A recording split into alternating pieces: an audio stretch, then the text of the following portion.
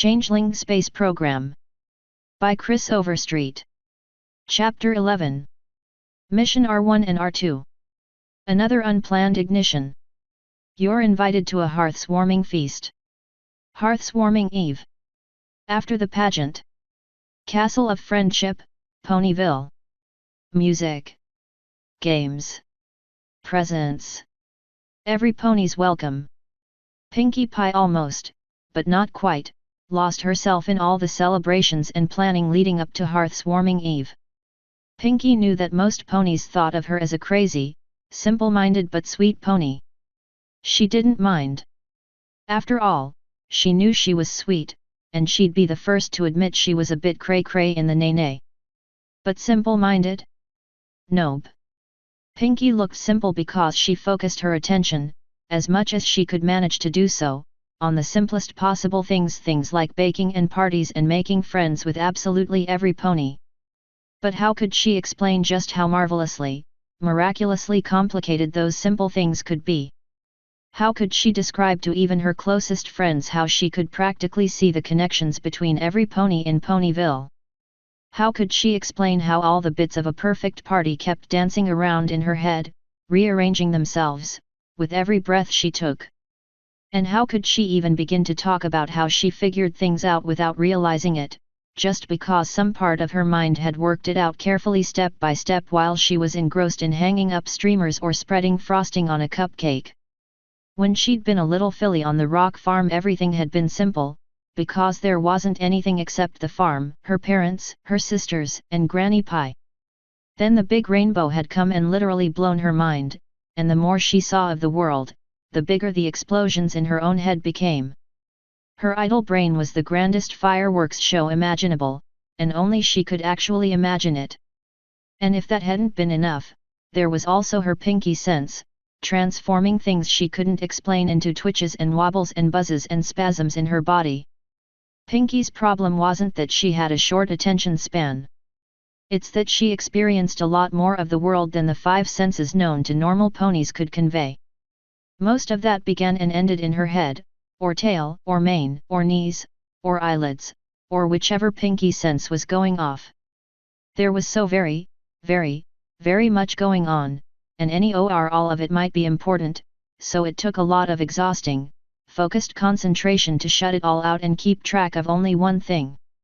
But she'd had a lot of practice at doing that, and as the first snows were delivered from Cloudsdale, she threw her mind completely into hearth-warming planning and, simultaneously, making sure that no pony in Ponyville with a birthday too close to hearth-warming missed out on their very own birthday party. She very nearly shut out that one little inner voice among the cacophony of her skull that kept whispering, "Traitor! Traitor! Traitor!"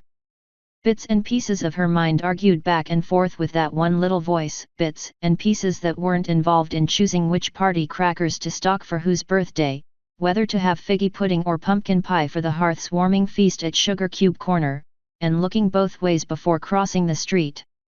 Slowly, over the course of days, fragments of subconscious mental dialogue accreted into something coherent, more or less like this. I abandoned my friends. What else could you do? We can't go back there again. I wasn't there when Rainbow Dash needed me most. We saw our friend falling to her death and we couldn't do anything about it. We felt the twitchy tail and the duja at the same time and it wouldn't stop, and we knew Dasha was. We knew and we ran. Dasha said it was all right. We've done lots of stuff together since then. And Twilight said we don't have to work on the space project if we don't want to. It shouldn't even be a question. We. Wait a minute. This is me talking to myself, right? So shouldn't it be I instead of we? I don't know. Talking to myself is so confusing. And then, a week and a half before hearth-warming itself, Pinkie Pie found herself out of things to occupy her mind. Both the day's parties had been partied. Button Mash's favorite video game had been repaired and upgraded. All the hearth-warming presents were wrapped, the tree decorated, the halls decked, and one particular hall undecked. Mr. Cake didn't care that the deck was cedar with galvanized nails, he wanted his hallway back. And all the accumulated bits and pieces of fear, guilt, and rationalization slammed down on her mind at once, leaving her frozen in place, staring at the inside of her head. I ran away from my friends. But I couldn't do anything. It was all going wrong and I couldn't help at all. Then do something to help. And suddenly, like a shaft of sunlight in Celestia's dawn, that one brilliant idea cleared away the fog inside Pinkie Pie's mind. Yeah, she thought. I'll do something big. Not just cooking space meals, I'll do something that'll make sure no pony is ever in the kind of danger Rainbow Dash faced ever again. The little inner voice stopped repeating its one-word mantra and replied instead, that's the way. Make it up to them. Only one thing, little inner voice. What is it, big rest of my mind? How do I do that? Don't ask me. I just do guilt trips. I'll have to figure it out for myself. Don't you mean that? Wow, you're right, this is confusing. Don't worry. I'll take care of it. Hi there. Who am I, new inner voice? I'm just some subdivision of my subconscious mind. I'll just sit back observing things until something passes by that gives me the idea, and then I'll tap me on the shoulder and let me know what it is. So you just go back to what you were doing, me. Wow. Thanks, me. That settled, Pinkie Pie went to bake some cupcakes, on the principle that you can never have too many cupcakes.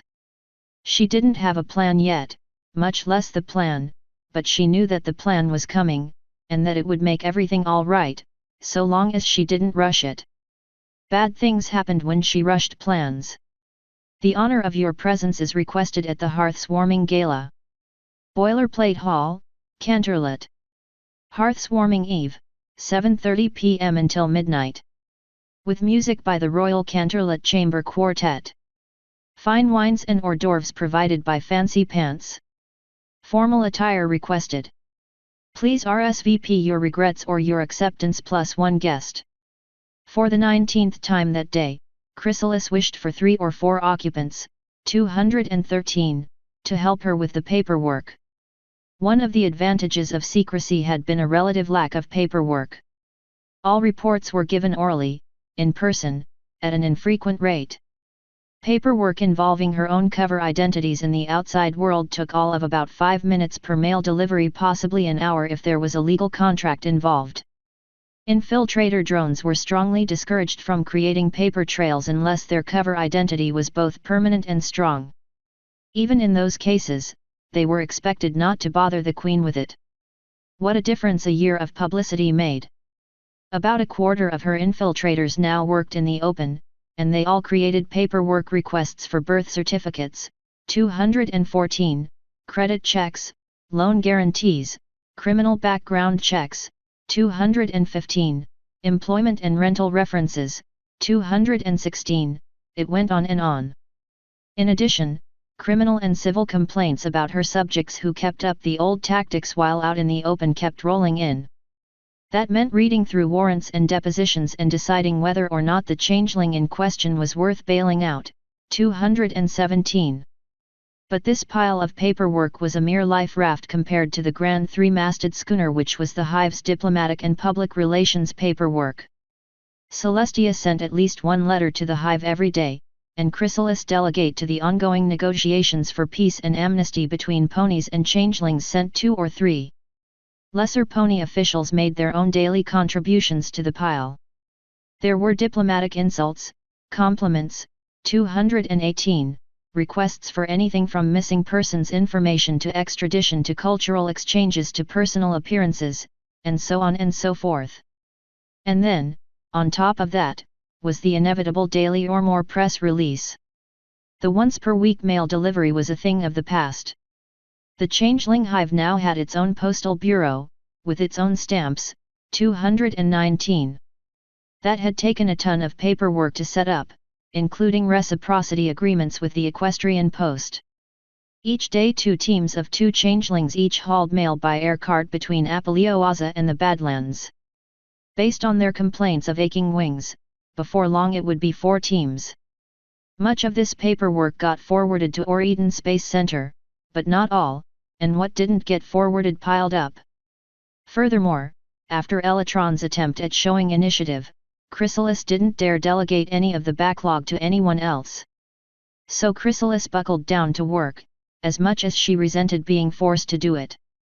While Cherry Berry, the Rocket Boffins, and indeed most of her own subjects were enjoying a winter solstice holiday, she found herself trying to write coherent responses to letters while paying attention to whatever drone was giving its after-action report after one mission or another. 220. Only her queenly superiority enabled her to perform such an exacting mental task. My queen. Oh, are you done? Right, then please convey our regrets to Baron Social Climber, and use the sandwich slices cover identity to pay the fine for petty theft but not the one for public relations coup, but my schedule is full at Philadelphia. The infiltrator shifted on her hooves. My queen, are you all right? Of course I'm. Chrysalis trailed off mid-round as her brain caught up to her mouth. She looked at the scroll she'd been writing on, read the nonsense about an invitation to a high-class part-time grocery job in suburban Philadelphia's jail, and crumpled up the scroll in disgust. Starting over, she grumbled. Did you get caught? No, my queen. Did you blow your cover? No, my queen. Did you bring back concentrated love for the reserves? Yes, my queen. Fine. Good job. Store the love and go get some more. Next. Chrysalis had just begun on a replacement response to the Canterlet Society ball invitation, while carefully ignoring the boring report of the next infiltrator, when the throne room's telepresence spell activated, popping up an image of occupant. My queen. My queen. Wait till you hear this. A bit of Chrysalis's mane sprang up out of place. 221. What do you want? She asked the image projected on the throne room wall. It's great news. Occupant insisted. We've just got this great new contract that. Will it wait until after the new year? Chrysalis asked, with a strong tone of it had better hiding behind her words like a disgruntled yak hiding behind a broom. Well, it could, Occupant admitted, but it doesn't have to. You see. Tell me, Chrysalis asked, do you have a calendar on the wall in your office? Yes, my queen. It's the one with the adorable kittens speaking broken equestrian. Occupant's image gave the queen a confused look. Is that important? What page is it on? The last page, my queen, you know that. Yes. I do. I was wondering if you forgot. The menace in Chrysalis's voice, no longer even bothering with a pretense of hiding, would have warned an average changeling to back off. Occupant, unfortunately for him, was in the grips of his enthusiasm, and he missed it completely. No, my queen, he said. I have to keep track of what day it is very carefully, so I put the right date on all the paperwork, just like I did with this new. So you are, in fact, aware, Chrysalis interrupted icily, that the space program is on vacation until after the new year, correct? Yes, my queen, but that's what. And the space center is not currently burning down? Chrysalis asked. 222. Nothing exploded? No tidal wave? No monster attack? No invasion of Seapenes? Ground hasn't opened up and swallowed the VAB, has it? 223. No. Occupant hadn't gotten the hint yet, but he'd almost figured out something might be wrong. What has that got? So everything is running just fine. Yes, but. Then get back to your work and don't bother me until the new year. Chrysalis roared, sending paperwork flying and servants scurrying for cover. I am on vacation, which means I'm working too hard to be bothered with your brainstorms. Understand? Yes, Occupant gasped, saluting with one forehoof, then the other, then both at once, and finally cutting the connection. Honestly, Chrysalis grumbled, levitating the paperwork back into its stacks, whatever it is, it can wait until I get back. She lifted up the letter she'd been writing and reread it until she had her superior mind back on track. By the time she finished writing her bread and butter note to social climber, she'd entirely forgotten about occupant's interruption. Footnotes 213, a year before one short, ephemeral year. If some Ling had told Chrysalis she would ever want more than one of the simple-minded mail-order addict, she would have ordered them cocooned until some smart pony invented a cure for deranged changelings. 214. Prior to the space program, the Changeling Hive had never bothered with birth certificates or any record of the sort. Chrysalis had fought like a tiger against them, and when she finally gave in, she hired a pony to do them for her. In 3 months she'd gone through 4 ponies. The first had fled in terror after 1 day on the job. The second resigned after 3 weeks due to claustrophobia. The third had stumbled into the brood pit, thought the larvae absolutely adorable, and became the hive's new preschool teacher. The fourth one had lasted 40 days thus far. Chrysalis could just about tolerate her, except for her unfortunate bad habit of insisting on knowing the sire and dam for each and every certificate. 215. Chrysalis at least had a form letter for this one. The changeling drone, insert name here, has never, in a lifetime of faithful service to the hive, been caught breaking the laws and ordinances of the Kingdom of Equestria or any municipality therein, save for incidents covered under the laws of war. It seemed to work, at least. No pony had ever sent a follow-up inquiry. 216. Chrysalis couldn't decide which was more stupid, the changeling who listed her name as a character reference, or the pony who followed up on it, read Chrysalis's response, and then hired the changeling anyway. 217. One particular drone fell firmly in the not category. Parasol was an excellent infiltrator, mimic and harvester, and also a clinical kleptomaniac. She stole things without realizing she'd even picked them up, never big or important things, but small things that appeared, for the moment, to be abandoned or unwanted. This habit eventually blew her cover sky high. After 4 trips through the justice system and dozens of complaints, it became standard Trottingham police procedure, anytime some item worth less than 500 bits went missing, to find Parasol and shake her until it, inevitably, fell out. Some wit at the local jail had hung a sign from one barred window reading reserved for Parasol, which wasn't far from the truth, since she spent a week in, then 2 to 3 days out, then a week back in. 2 parts of this arrangement confirmed Chrysalis in her belief that all ponies were either hopelessly naive or outright insane. First, that Parasol was still allowed to live in Trottingham. Second, that Parasol seemed to be harvesting more love inside the jail than out of it. 218. The best diplomats, of course, write in sentences that work both ways. 219.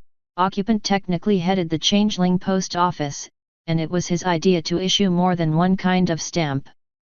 The newly drafted hive flag was the default letter mail stamp design, but Occupant also sold a larger denomination stamp with Chrysalis's likeness, a limited edition stamp for every achievement the Changeling space program did first, and a slightly less limited but still collectible series of stamps featuring the Sun, Moon, and various planets of Equus's solar system. Chrysalis had withheld release of the Battle of the Canterlet wedding stamp.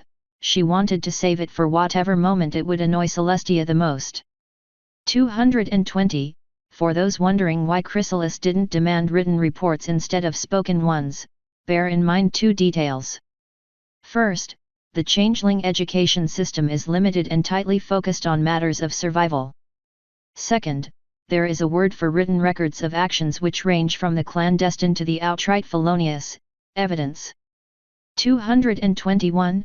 Chrysalis, taking pride in her appearance, worked hard to ensure that her mane had the perfect greasy coating to cling together like Velcro and hang heavier than steeple bell ropes.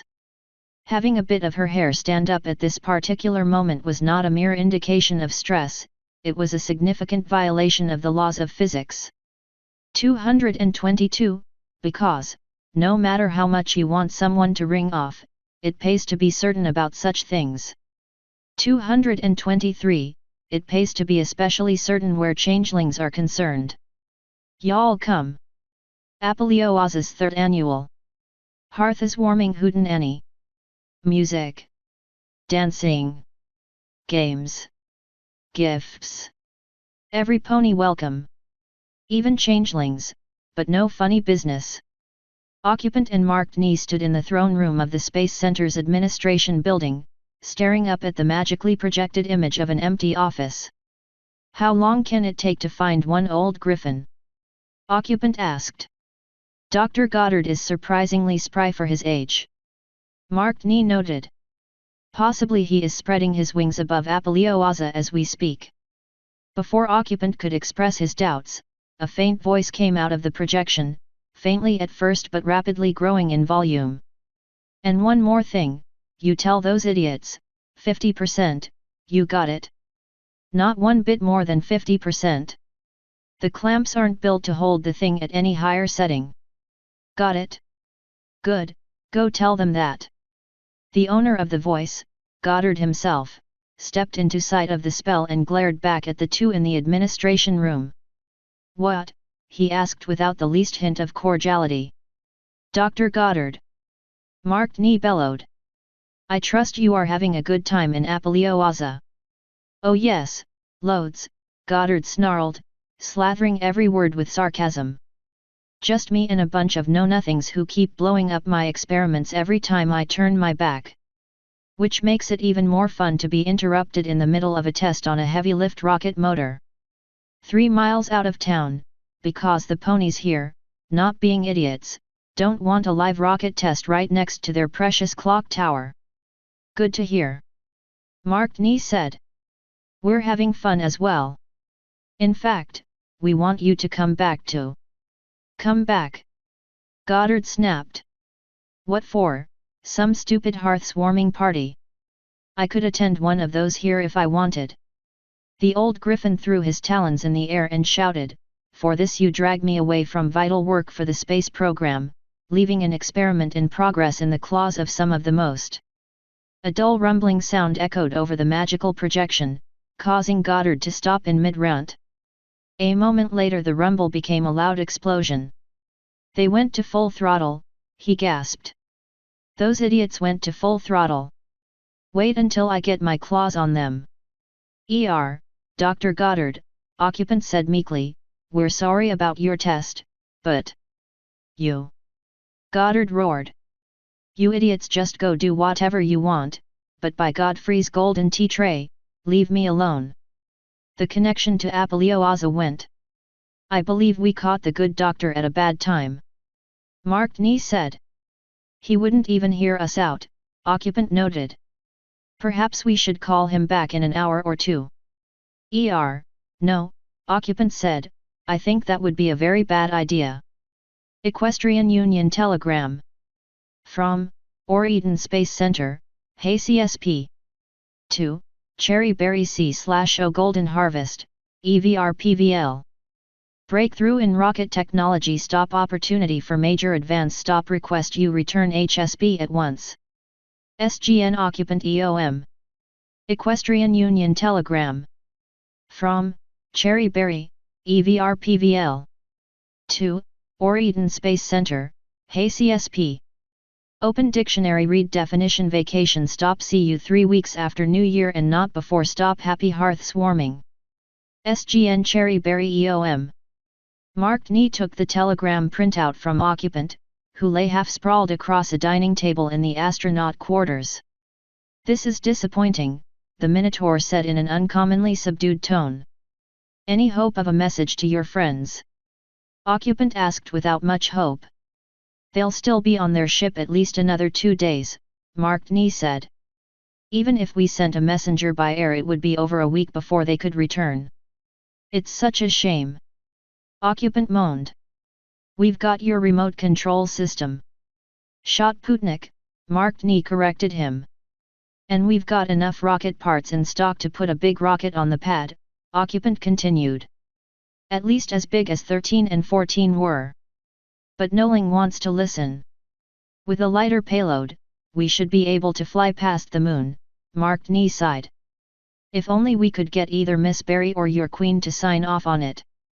I could do it myself, Occupant sighed. I'd get into big trouble for doing it, but I sign everything around here anyway, so what's one more thing? But I can't fly it and run the launch both. I don't think I could fly it, period. I could probably put together the rocket, Mark Nee murmured uncertainly, but I'd need to watch the readouts and tracking to test the system. I couldn't either fly the rocket or oversee the launch. So we need a pilot, Occupant groaned. We also need permission, but we don't have that either, and if we had that we'd also have a pilot. A naughty situation. Mark Nee agreed, a bit of his gusto returning. Will the contract wait until springtime?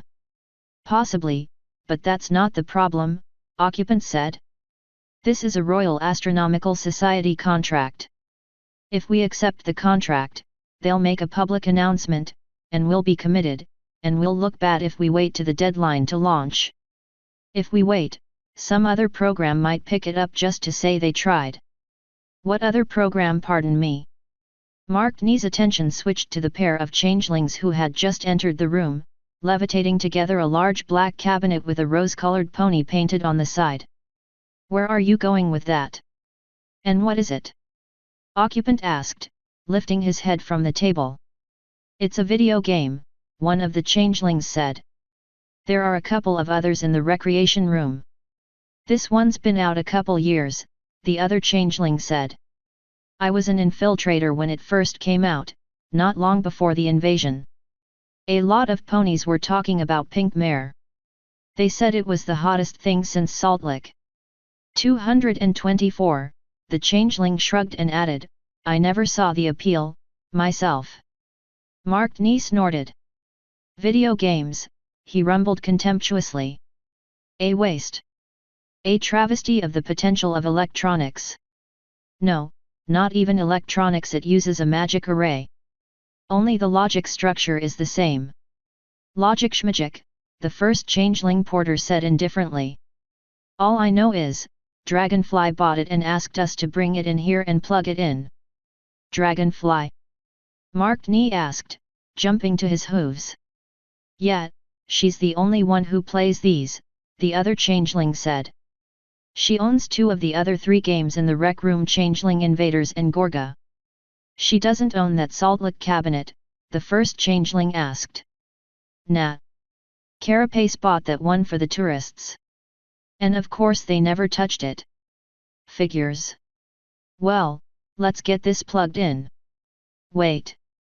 Mark Nee bounded over to the porters. I meant to ask, where is Dragonfly? She said she was going to Manhattan, Occupant said. Well, she's back, the first changeling porter said. Told us she was looking for you.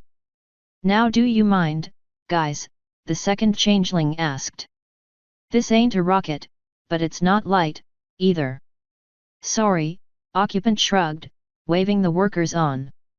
This is excellent news. Mark Nee cheered. How's that? Occupant asked, not having really paid much attention to the conversation.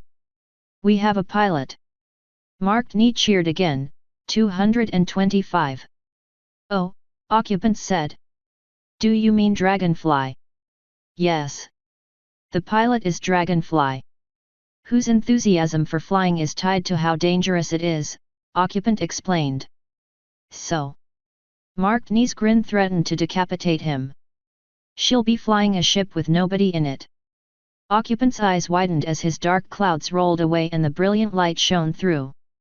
She'll be flying a ship with nobody in it, he repeated, the enthusiasm building in his voice as his ears heard each word he was saying.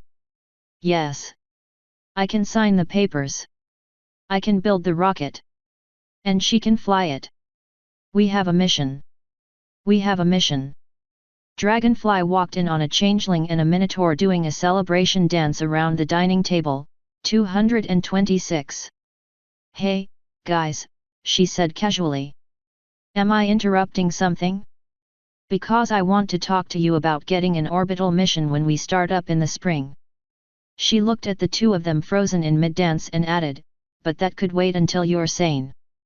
Oh, I don't think you need to wait that long, Occupant said. Good, Dragonfly said. If I had to wait that long. No. Marked Knee bellowed. We mean you don't have to wait until spring. Dragonfly blinked, then looked from Marked Knee to Occupant and back. You two really are crazy, she said. So what if we are? Occupant asked.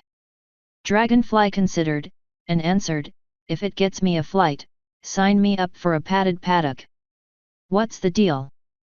Footnotes 224, the writer is not responsible for this one. A Saltlick arcade cabinet appears in Hearts and Hooves Day and Slice of Life. Your guess as to how a video game about a Saltlick would work is as good as anyone else's, especially the writer's. If it wasn't for how it was being used in Slice of Life, the writer would guess it was a pony version of Tapper. 225, oblivious that his statement was blatantly obvious and, also, that his audience was in turn oblivious to the fact being stated. This is as close as Minotaurs ever come to Zen. 226, for the historical record, it was the hustle. Get your photo with Santa Hooves. General Disarray's General Store. On the square in Oreton. Raffle to win. Brand new Riverford Extended Cab Haycart, 1007 model year. 2 second prizes a case of genuine McIlwinnie's Tabasco sauce. 10 third prizes certificate for a free ride in HSC's Fun Machine Wind Tunnel. Proceeds benefit First Solarist Church, 227, Rebuilding Fund, 228.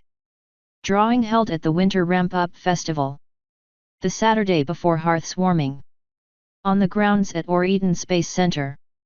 Marked Knee and Lucky Cricket walked through the main storage area of the vehicle assembly building, looking over the various rocket components being stored in preparation for future launches. We've got plenty of goo canisters, Lucky Cricket said, pointing to a rack with half a dozen of the components in question sitting on it. And we've also got a couple of science junior units from the ESA. And we can get thermometers and barometers off the shelf in Baltimore. Excellent. Marked Knee said, waving the clipboard he held in one immense hand. With this being the first object made on Equus to fly past the moon, it's urgent that we place as many experiments on it as possible. We must make the most of this opportunity. Lucky Cricket looked at the Minotaur scientist. How much do you think the rocket can hold? We'll find a way. Marked Knee insisted. After all, we only need to launch the probe to the moon. Bringing it back is not necessary. He thumped his clipboard with his free hand and added, I'm quite certain that the rocket stack we used for Mission 13 will be quite adequate. 13. Lucky Cricket asked. We used up all our Thumper booster rockets on 13 and 14. So far Apollo has only shipped us 2 replacements. 2 will be more than sufficient. Marked Knee cheered. After all, even with all the experiments, the probe will be much lighter than the crew compartments of Mission 13. If you say so, Lucky Cricket said. You're the one who does the math. In any case, Marked Knee pressed on, we can lose 1 booster assembly without any great difficulty. So long as we have the rest of the components for the Mission 13 stack. Well, we don't, Lucky admitted. We're out of tail fins. Tail fins. Lucky Cricket gestured to an empty spot against one wall of the crowded storage room. The Queen cut some sort of deal with Jet Set's company, Lucky said. We're supposed to get a new kind of tail fin that rotates to steer the ship. But we were ordered to sell off the remaining old fins, and we did. No fins, Marked Knee rumbled absently. Well, yes, I'm sure they're superfluous. The Shotputnik's controls are more than capable of compensating. Lucky Cricket nodded, giving the matter no further thought. After all, Marked Knee was one of the rocket scientists. He knew things ordinary drones like himself didn't. If he said it was okay, then it was okay. The capsule hatch opened to let Dragonfly out. Wow, she hissed, that rocket is a lot more unstable than I remember it. Sorry. Marked Knee shouted contritely. I'm afraid Shotputnik isn't yet advanced enough to handle both user input and SAS tasks. No problem, Dragonfly grinned. It's a challenge. I love challenges. And this is like the biggest, best video game I've ever seen, you know. It's a little big to fit in a cabinet, Occupant replied, rubbing his forehead with one whole riddled hoof. He and Marked Knee were stretched to the limits running the simulator for Dragonfly. In fact, Occupant was performing not just his own duties but Warner von Braun's as well, since Marked Knee was too busy assessing Schott-Putnick's performance in The Sims to operate the simulation computer himself. Something nagged at the back of Occupant's mind. He wasn't a very bright changeling, and he knew it. He knew he was missing something. He was probably missing a lot of things. He juggled mission planning, simulation operations, launch planning, and communications with the wider world, and he couldn't keep track of any of it. It was too much for an ordinary changeling, which meant, he admitted to himself, it was far, far too much for him. But he couldn't think of what, precisely, he'd overlooked. It wasn't his job, but, well, it kind of was his job, in a way. He was, after all, responsible for everything going on at the Space Center while the Queen and Miss Berry were gone. He'd signed the bottom of a lot of forms to make this all happen. If something went wrong, he would take the blame. And he knew, deep in his shell, that something was going wrong, but he just could not figure out what. Maybe it was nothing. After all, Dr. Nee had no misgivings about the matter. If anything was wrong, he'd pick up on it in the simulations.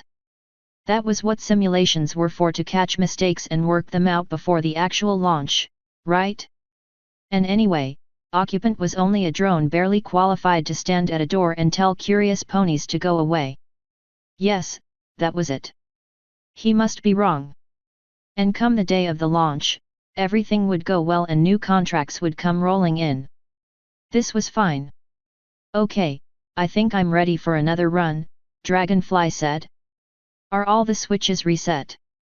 Oh, right. Occupant said.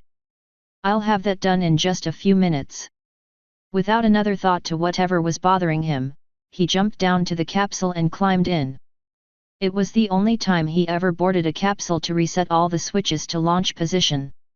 He knew what they all did, even if he'd never used them himself. He knew what everything did, especially the science equipment. He'd had to learn. His job required it, and so he worked hard, read everything, and learned things until his head hurt, which didn't take long. As he crawled onto the pilot's bench, he heard the reaction wheels spinning. It took a moment for him to find the switch to deactivate them. No point in burning electric charge between simulations, of course. Plastron looked at the final assembly instructions for the Schott-Putnick launch, or as it said at the top of the form, Mission R1, 229, Hey, Lucky, he called out, this can't be right. What can't be right? Lucky Cricket asked, fluttering down from the already growing rocket stack. After a single glance at the instructions, he said, looks the way the Brain Bull wrote it down to me. Where's the heat shield? Plastron asked. Where's the parachute? When this thing comes back it's going to shatter into a million pieces. Dr. Nee didn't put any on here, Lucky Cricket said. And Noling's riding in it, so I guess it doesn't need to land in one piece. C'mon, Lucky, Plastron said, you know how grumpy the Queen gets about how much gear we throw away on each flight. When she finds out we're getting nothing back. But Dr. Nee's instructions. So ask him. Plastron insisted. He's busy giving final instructions to the radio relay teams, Lucky Cricket replied. They have to leave now in order to get to their places on time. And then there's all the final prep work and assembly and, well, there just isn't time, Plas. Lucky, Plastron replied, the Queen. The very angry Queen. All right, Lucky shrugged. So we'll put a heat shield on it. It won't hurt anything, I'm sure. Heat shield's no good without a parachute, Lucky. Lucky groaned and pointed a hoof at the spherical Schott-Putnick, which sat in a corner of the main VAB chamber plugged into a wall socket. Look at it, Plas, Lucky said. The M16 won't fit on that stupid sphere. I checked, it just won't attach. What about one of the lateral parachutes? Plastron asked. They're made to be mounted on curved surfaces. Lucky Cricket stared at Shotputnik for several seconds, considering this proposal. It'll look lopsided as heck, he said. That bothers the bulls for some reason. But it'll work, Plastron said. And so long as we get the machine back, who cares how it looks?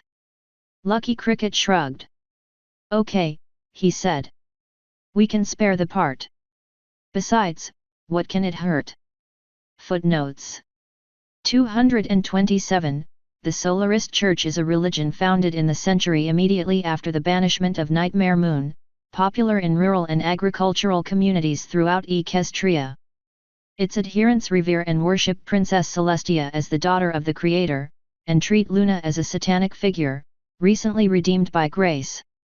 The foundation of their religion is a book of scriptures, parables, and moral guidelines was written by Celestia herself, or so they claim, and therefore is the infallible, unchanging Word of God. They ignore the fact that Celestia h herself personally writes in the front of each copy of the book she comes across, this is a work of fiction. Although the Church is a generally harmless way of strengthening community ties, there are exceptions. Celestia deals with the less tolerant and friendly church elders by summoning them to Canterlot to live in the palace with her for a month, which is usually enough to sweep away even the most persistent illusions of godhood. 228. A disputed and apocryphal verse in the Book of Tally says, "And by these signs shall you know the chosen of Celestia, that they shall speak in tongues, that they shall heal the sick, and that neither flame nor poison nor snake venom shall harm them." Based on what happened to the previous First Solarist Church of Or-Eden building, empirical evidence suggests at least one of these claims to be false. 229. Mark Knee, when he found out the R was for robot, was appalled and offended that his masterwork was being compared to a creation for children's stories. Occupant persuaded him that the mission number was on all the paperwork, because he'd put it there, and changing it now would just cause confusion. Canterlot Herald. Extra Special Edition Extra. Changelings launching robot to moon.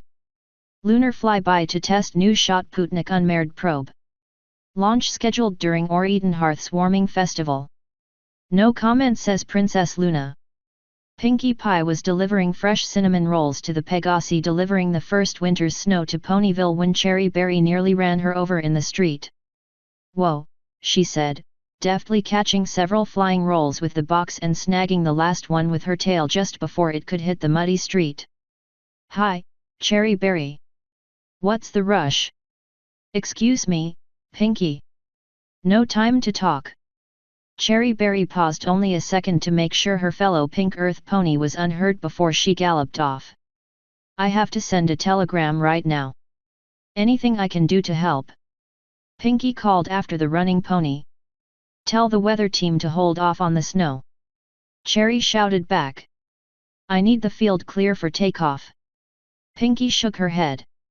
Cherry Berry must be really upset, otherwise she'd remember that Sweet Apple Acres and all the other farmland south of town had been the first target for the snow teams. Nothing short of a snowplow was going to get a field clear now. Something rustled at her hooves. "Cherry, you dropped your newspaper!" Pinkie shouted, but the pilot pony had already turned a corner and dashed out of sight. Shrugging, she slid the box of rolls onto her head, ate the one she'd caught with her tail, and browsed the newspaper headlines. The douche her pinky sense dropped on her a moment later quite ruined the remaining rolls, dumping them on the ground. Pinky didn't notice. Her eyes remained glued to the lead article, particularly one paragraph. Shotputnik, developed by the Minotaur rocket project team and its lead electronics expert Mark Knee, translates input from the ground into control of a spaceship via the use of radio waves, allowing the ship to fly without any pony inside. This action at a distance, insists Dr. Knee, is not spooky in any way whatever. "Hi, me," she thought. "This is me. Remember?" "Of course I remember. I said I was going to be thinking of something, right? Yep, Rooney. And I just thought of something. I just thought that this might be exactly the sort of thing I can do to help Twilight and Dashi. You know, me, I was thinking the exact same thing. Of course I was. I should get to Oreton as soon as possible. I betcha. But first I should go bake more cinnamon rolls for the weather team. Oops.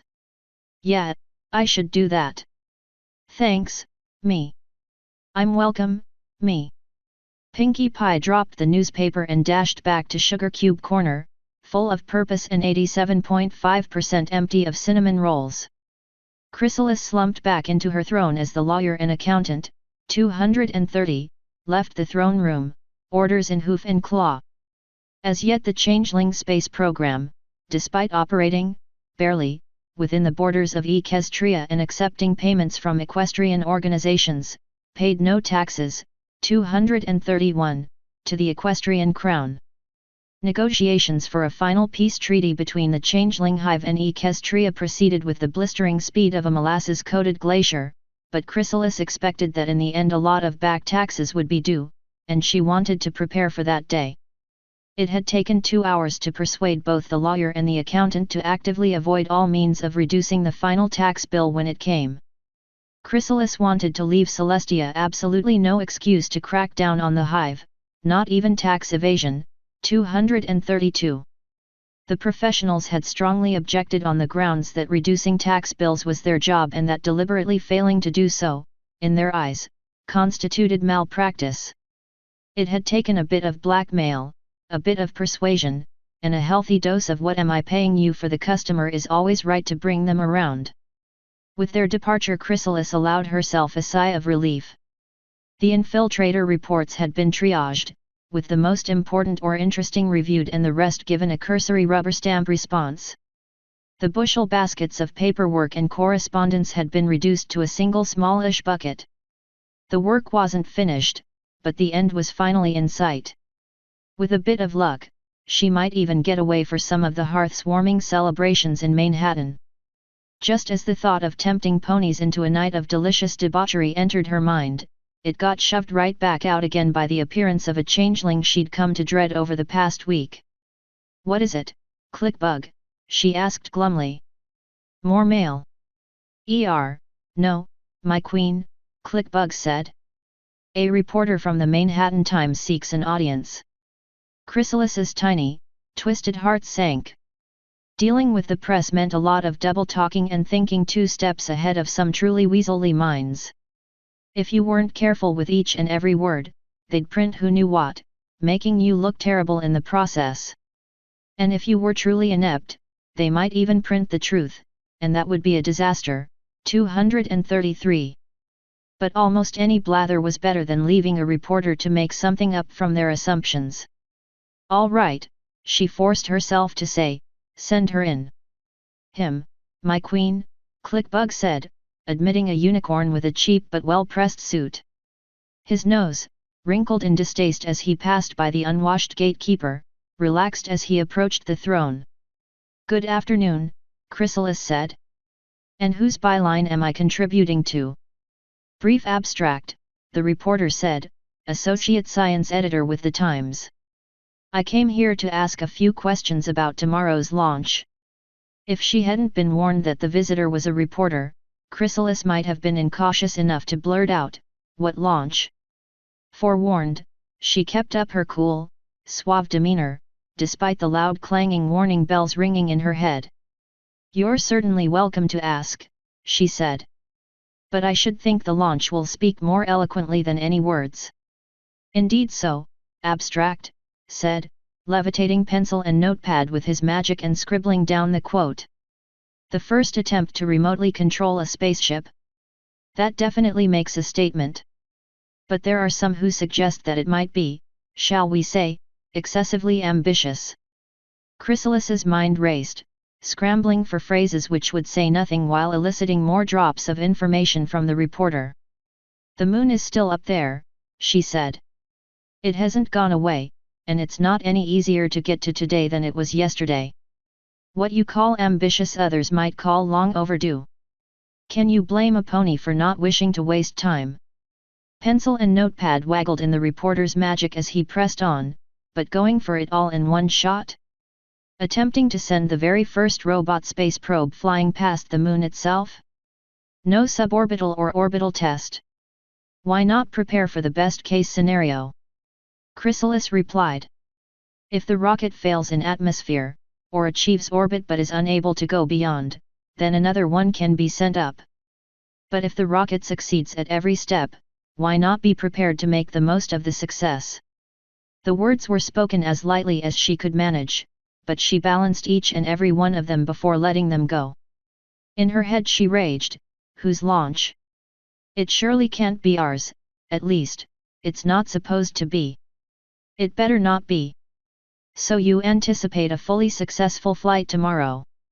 Only in that I approve of being prepared for success as much as being prepared for failure, Chrysalis replied.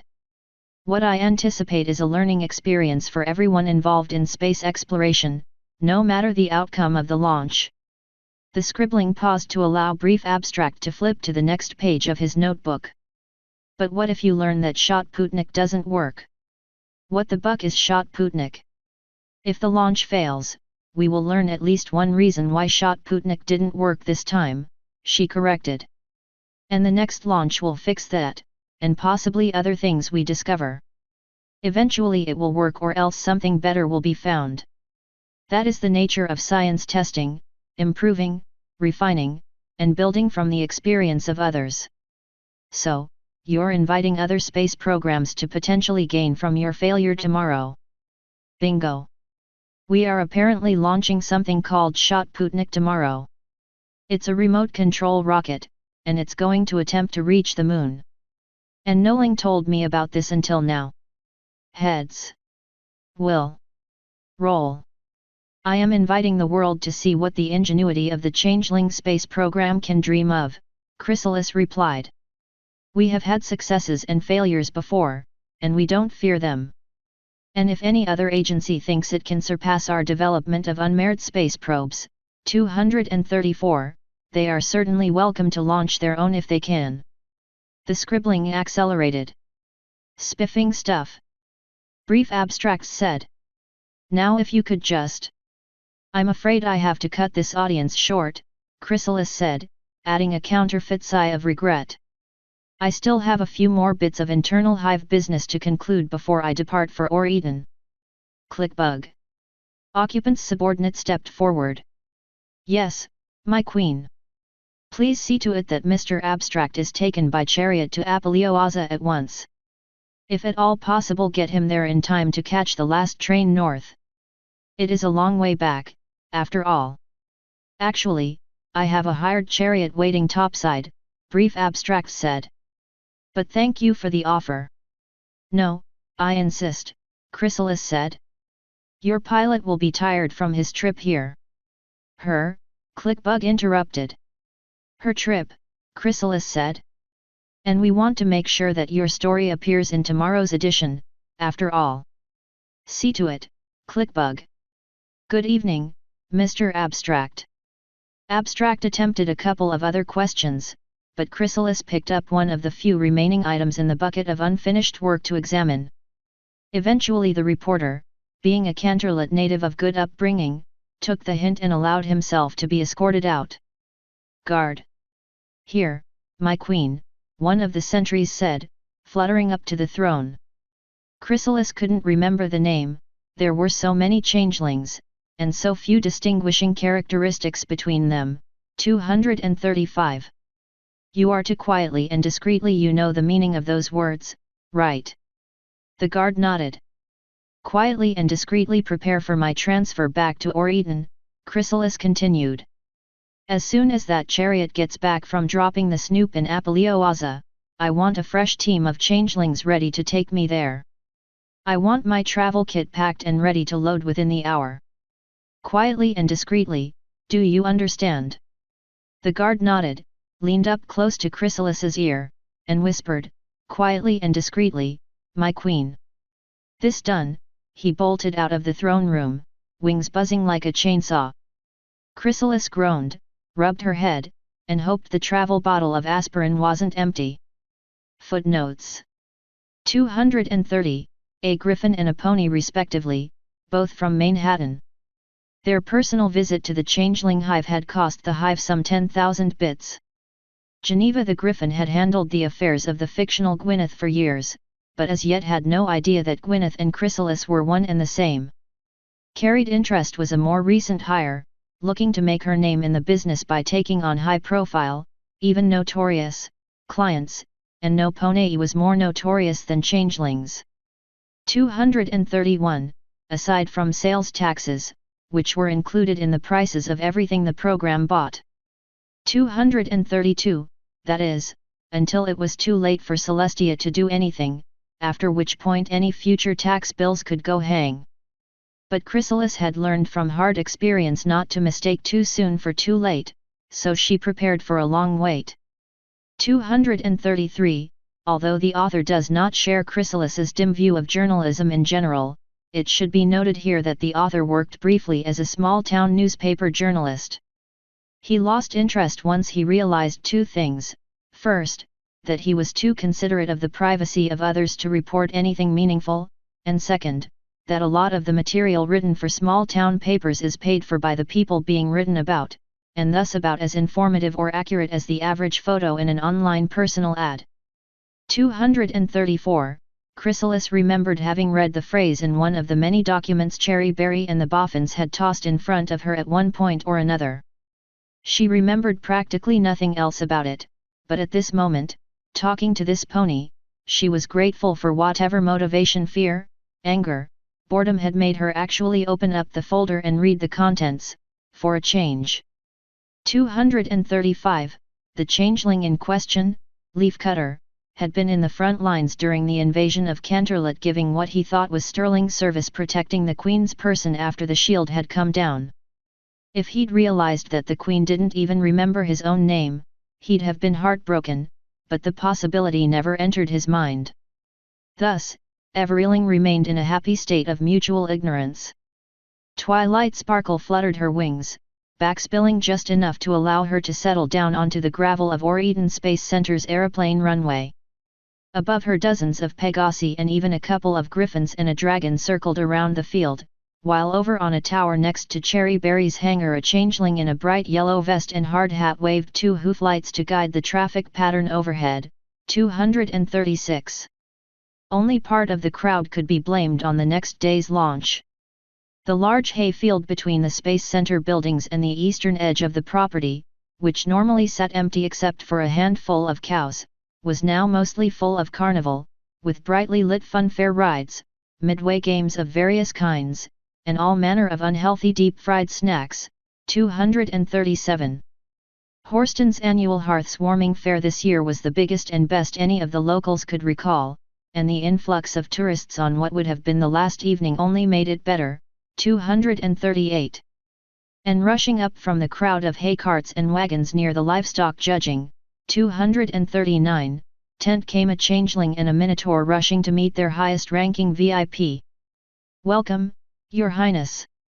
Occupant called out cheerfully, trotting up the bank of the elevated roadway to meet Twilight. The towering Marked Knee was barely a step behind him, his short legs bounding up the slope without effort. "Good to see you. We weren't expecting you until tomorrow morning." "I have to fly back to Ponyville immediately after the launch," Twilight said. "Hearth's warming eve is the day after tomorrow, so I have to be ready for all my princessly duties. But I just couldn't stay away from this."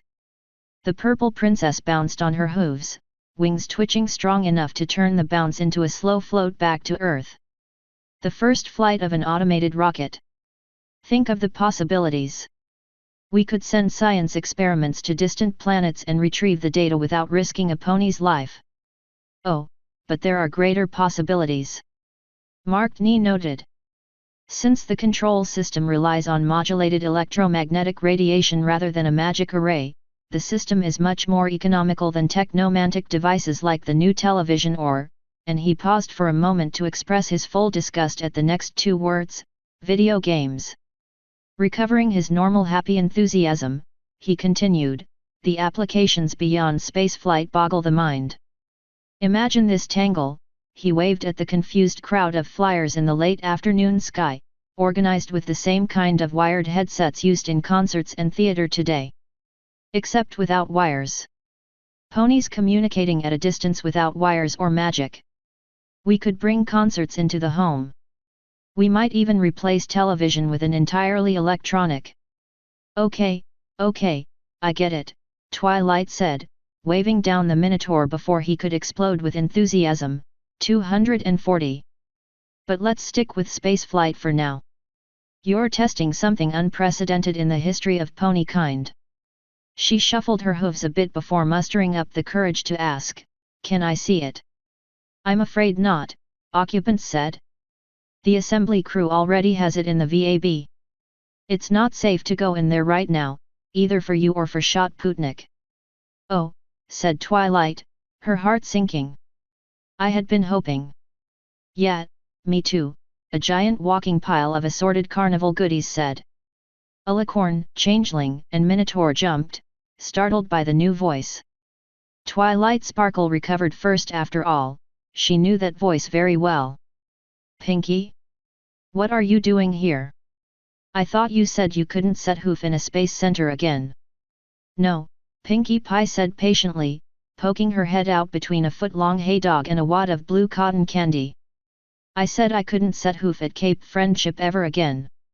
She shuddered a little at the name, but continued, "But here I'm just fine." Twilight gave Pinkie a deep look right in the eyes. Usually that was about as revealing as trying to read a book that was in another room, of another house, with the lights out. 241, but this time, for once, Twilight thought she saw something different in Pinkie's usually innocent, oblivious nature, as if she was being happy and cheerful about being near a space launch center through an effort of will, rather than naturally. And then Marked Knee broke the moment. "But you haven't answered the question," he said. "What are you doing here?" "Spying," Pinkie Pie said matter-of-factly. "Funnel cake." One of the cakes in the massive pile of snacks rose slightly and waggled itself in the direction of the Minotaur. Shaking his head, Marked Knee asked, "What kind of espionage strategy is it, when the spy walks up to the people in charge, announces herself as a spy, and offers up a fried pastry?" Pinkie Pie paused for a moment's thought. "Bribery," she suggested. Loud smacking and chomping sounds interrupted Marked Knee's response.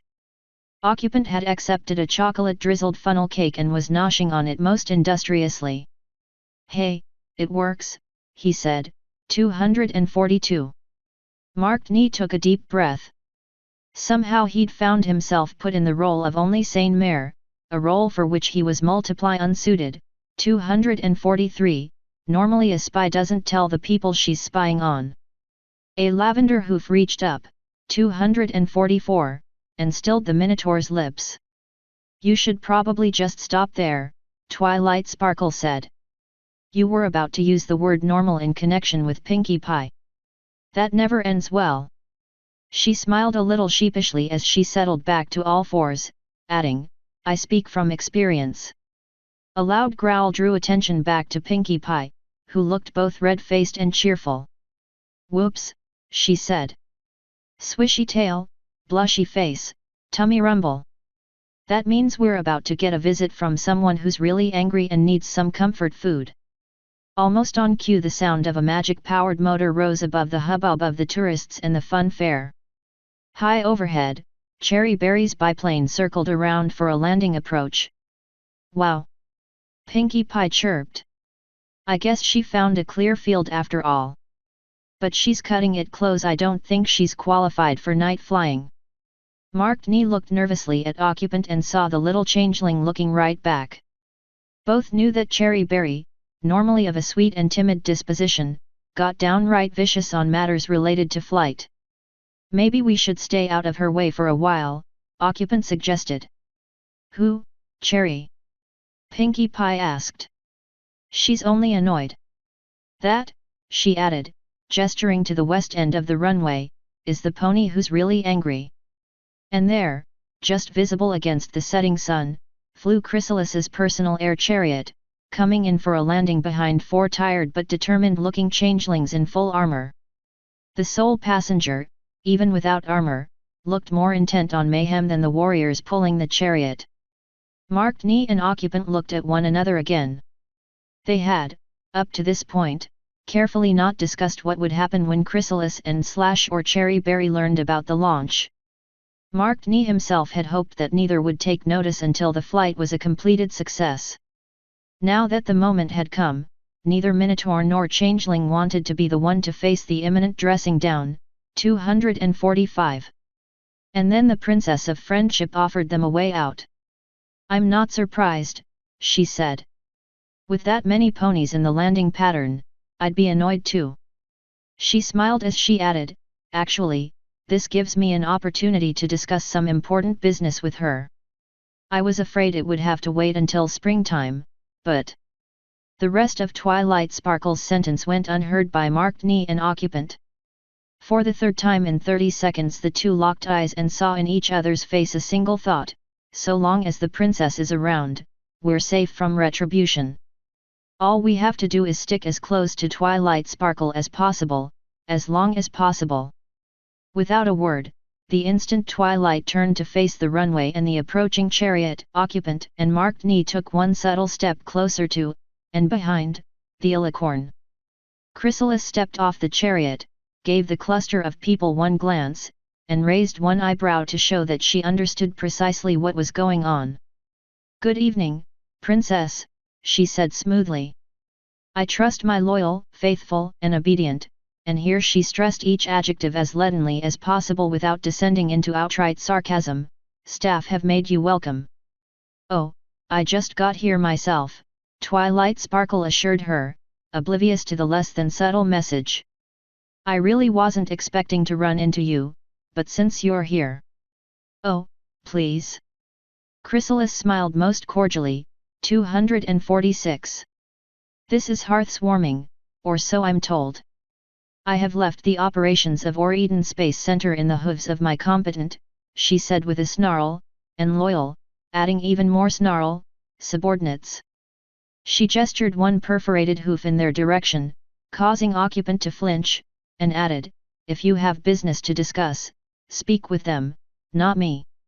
"Well, I did have a request to make," Twilight admitted, "but..." "Well, there you are, then," Chrysalis crowed.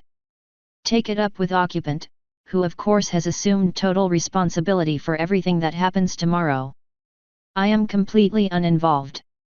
Chrysalis ceased displaying her fangs long enough to give an honest, chilling glare at both occupant and Marked Knee in turn as she added, "Of course, once the mission is complete I will have quite a number of questions for them."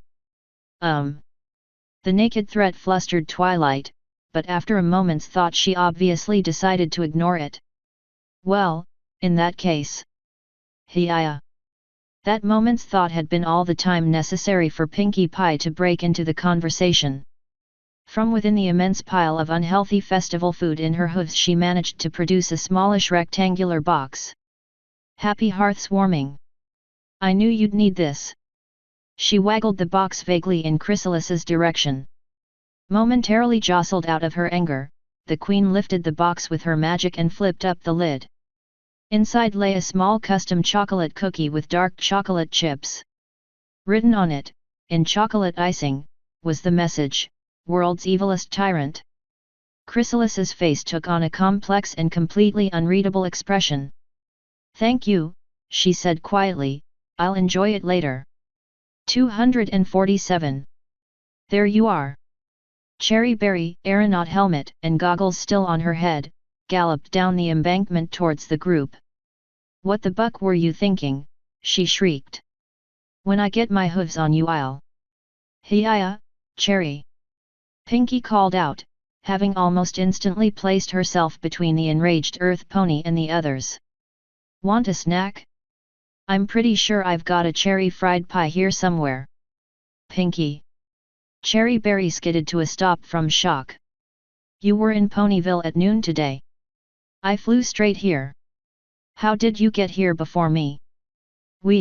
"Pinkie Pie drawled, "I took the 1:15 train to Canterlot, then caught the 3:45 airship flight to Manhattan, but we were redirected to Rainbow Falls, so I took the 9:15 from there to Tall Tale, which got there just too late for me to catch the 7:48 to Dodge Junction, so instead I had to take the 6:05 to the Crystal Empire, made my connection on the 10:11 express to Trottingham, but then I didn't have the money for the 4:14 red-eye to Baltimore, so I had to join a band of traveling minstrels, roaming the land and spreading joy wherever we went.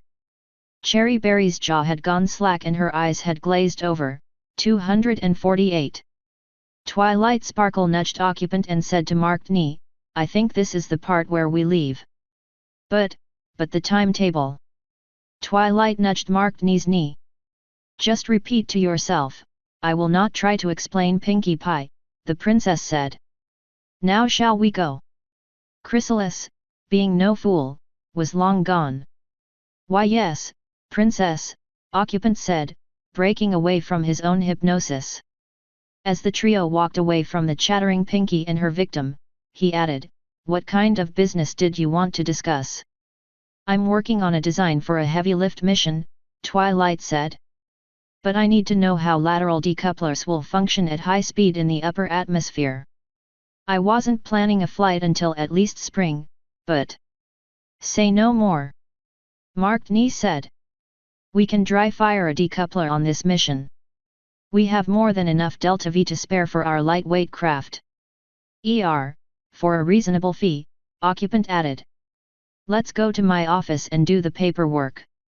Footnotes 236, because a princess always gets top landing priority, even if it's not your princess.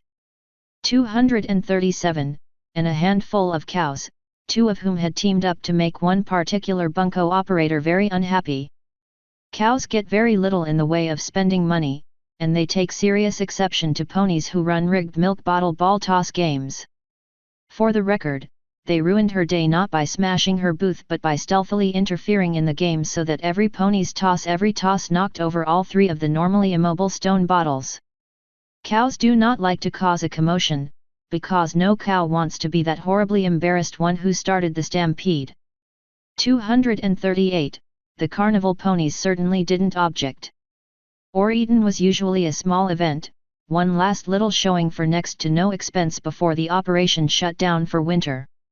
Having a crowd each day 10 times the size of Horston's entire pre-CSP population meant huge piles of found money, except for the one crooked ball toss pony, who left the weekend a broken mare in more than one respect.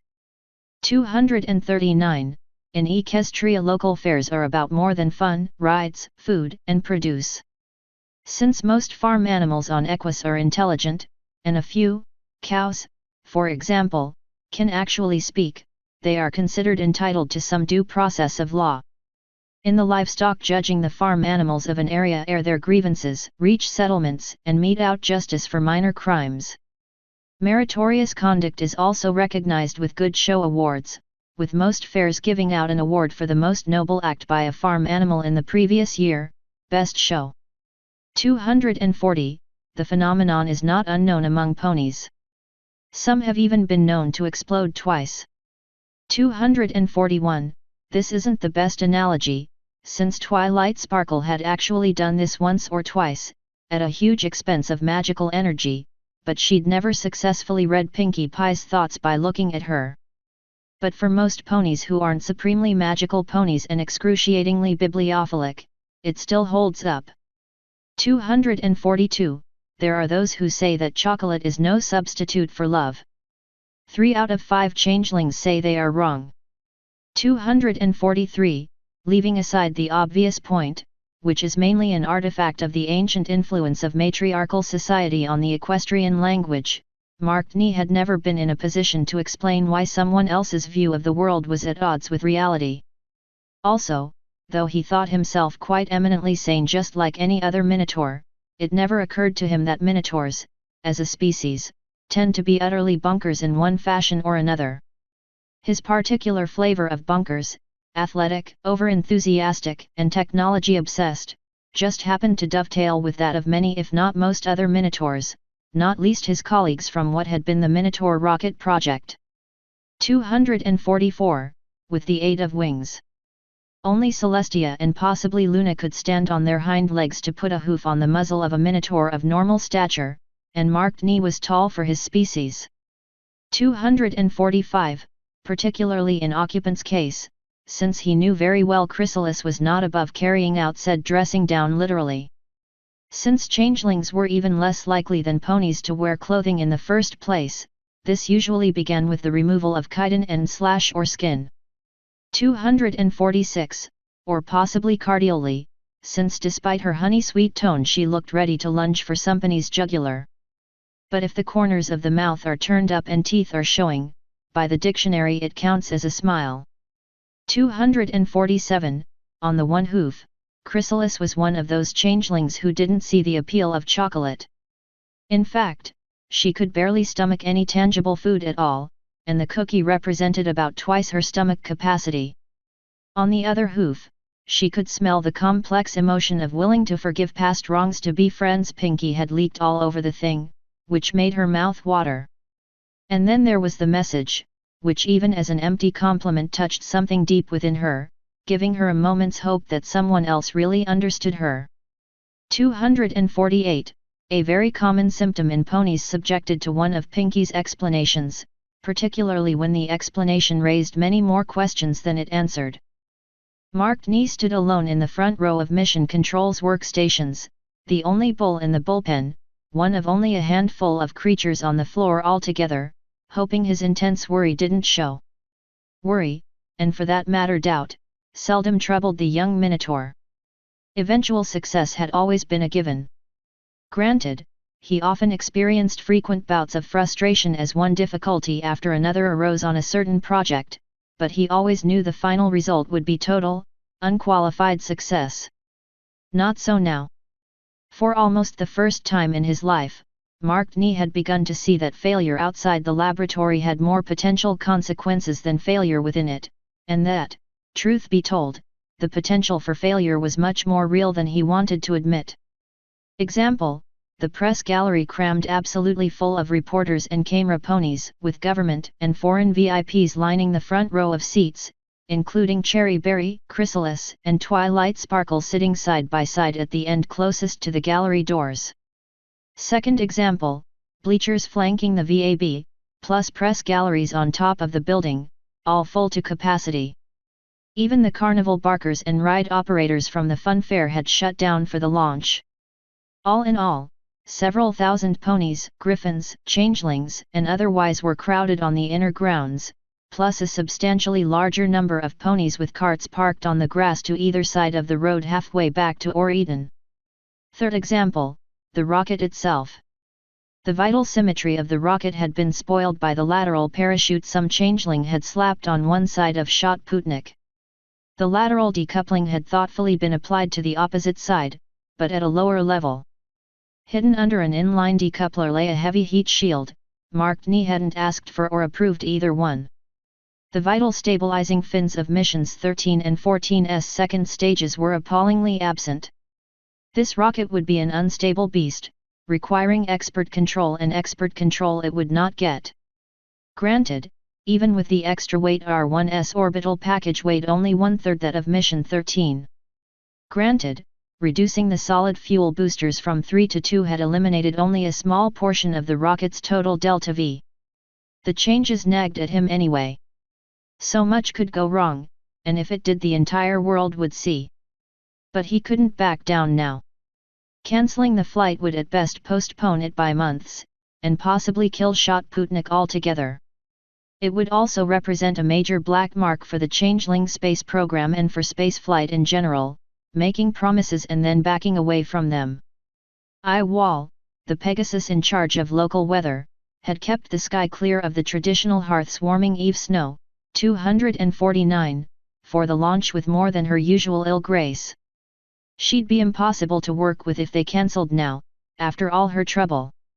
And her anger would be nothing compared to the rage of Queen Chrysalis, the program's benefactor. So the countdown continued, as the rocket was given its final load of fuel, as Dragonfly sat in the Capcom position behind a small mock-up of the normal flight control system. 250, as occupant paced mission control's back row in his pristine white flight control vest, as the soft murmur of VIP chatter bled through the glass of the gallery. Fueling complete, Lucky Cricket reported from his station, as the giant projection on the mission control wall showed the Changeling ground crew disconnecting the last fuel lines. Go for shot Sputnik activation. Activate shot Sputnik, occupant replied. Mark Knee flicked a switch on his console, nodding as the lights on the console began to flicker in shot Sputnik's standard startup sequence. Shot Sputnik activated, he reported. Reading successful initialization and link up with ground control. Dragonfly worked the controls in front of her. On the screen, the thrust bell of the first stage engine rocked slowly back and forth. Shot Sputnik accepting commands, she said. Controls responsive. Uplink secure. Test data transmission system, occupant ordered. This was the first real moment of truth. If the radio system didn't work, the launch would have to be scrubbed. A bit of Mark Knee actually hoped the radio would fail. The rest of him, of course, shouted down the minority opinion as being a disgrace to both Minotaur innovation and Minotaur pride. Receiving temperature and barometric data from the craft, Dragonfly reported. Radio transmission successful. Mark Knee noted a reading on his console. Flight, systems, he called. Go, systems, occupant replied. The transmission's eating a lot more power than expected, Mark Knee said. Recommend limiting radio use to data transmission and relying solely on Magic Link for telemetry and operations. This wasn't a mission abort condition, quite. Any power eaten pre-launch would be recharged by the thermocouples in the first two rocket stages. But once those were gone, whatever battery power remained would have to sustain the probe for its entire trip to the moon. When that power ran out, shot Sputnik R1 would shut down forever. But that was later, and right now the ship would still fly. When the final go-no-go call went around the room, Mark Knee gave his firm go, without hesitation. Not without qualms, though. All right, we're all go for launch, occupant said as the last confirmation was called out. Restart countdown clock. T-minus 30 seconds and counting, Mark Knee said, pushing a button. A large countdown clock had been added to the grounds between the VAB and the launch pad, for the benefit of the witnesses. It had been frozen at 30 seconds between the final fueling and the go-no-go confirmation. Now it resumed counting down, a bright white light flashing off and on above the numbers. Fiddlewing's warning shriek echoed across the Space Center grounds as the skies were cleared of flyers by the Changeling pad crew. The seconds ticked down. Thousands of ponies and other talking creatures waited on the edge of their seats.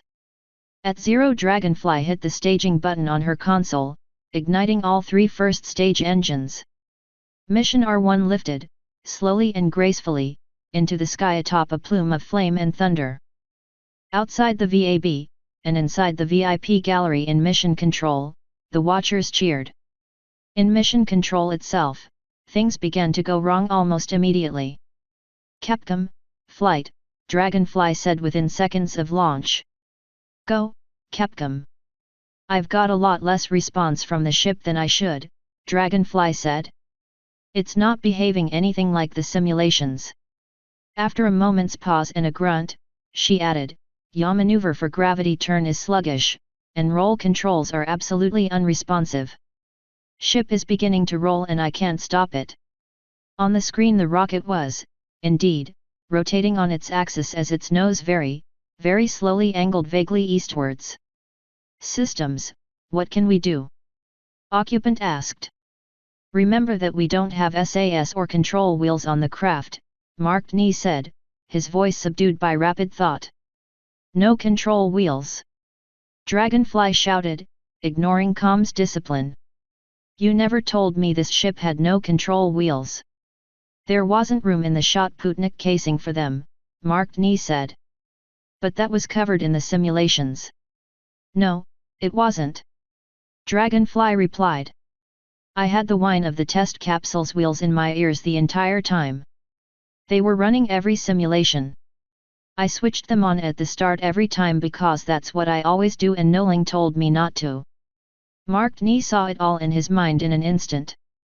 The simulation computer, and for that matter Shotputnik, had been receiving full data from the capsule, including the feedback from the reaction wheels. The simulation would have accepted the reaction wheel input and responded accordingly as if the wheels were Shotputniks. It was a simple but obvious oversight. And that oversight totally invalidated every single simulation flight.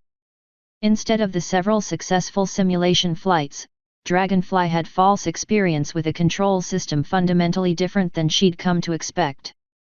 20 seconds in, Mission R1 was in deep trouble and Mark Ni, whose specialty was electronics and not control systems or aerodynamics or mathematics, had no idea what to do about it. Cease all angling attempts, he shouted. Keep the ship on a steady trajectory. We can adjust once we're out of atmosphere, but... Solid fuel boosters exhausted, Dragonfly interrupted. Decoupling. The spent boosters fell away from the rocket, its liquid fuel center stage still firing. And then the rocket nosed down hard and continued nosing down, and then flipped, tumbling in flight. 251. I've lost it. Dragonfly shouted. Shutting down engine. On the screen, the plume of flame from the first stage engine died. The ship continued tumbling. No response to controls. Dragonfly added. The only control system the ship has is the rocket thrust vectoring. Mark Ni replied. The only way you can stop the tumble is with the rocket. But half the time the rocket nozzle's pointed prograde. Dragonfly protested. We'll lose velocity and crash. The engine's good for any number of ignitions. Mark Ni said. Try only activating it when the rocket's nose is pointed skywards. Okay. Dragonfly turned her attention to the controls. Staging, she said, jettisoning the almost spent first stage and activating the second stage. The ship continued to tumble, losing speed rapidly as it continued up its trajectory. Dragonfly didn't bother calling out engine on or engine off, activation and deactivation followed one another too quickly, the rocket tumbling end over end once every 2 seconds or so.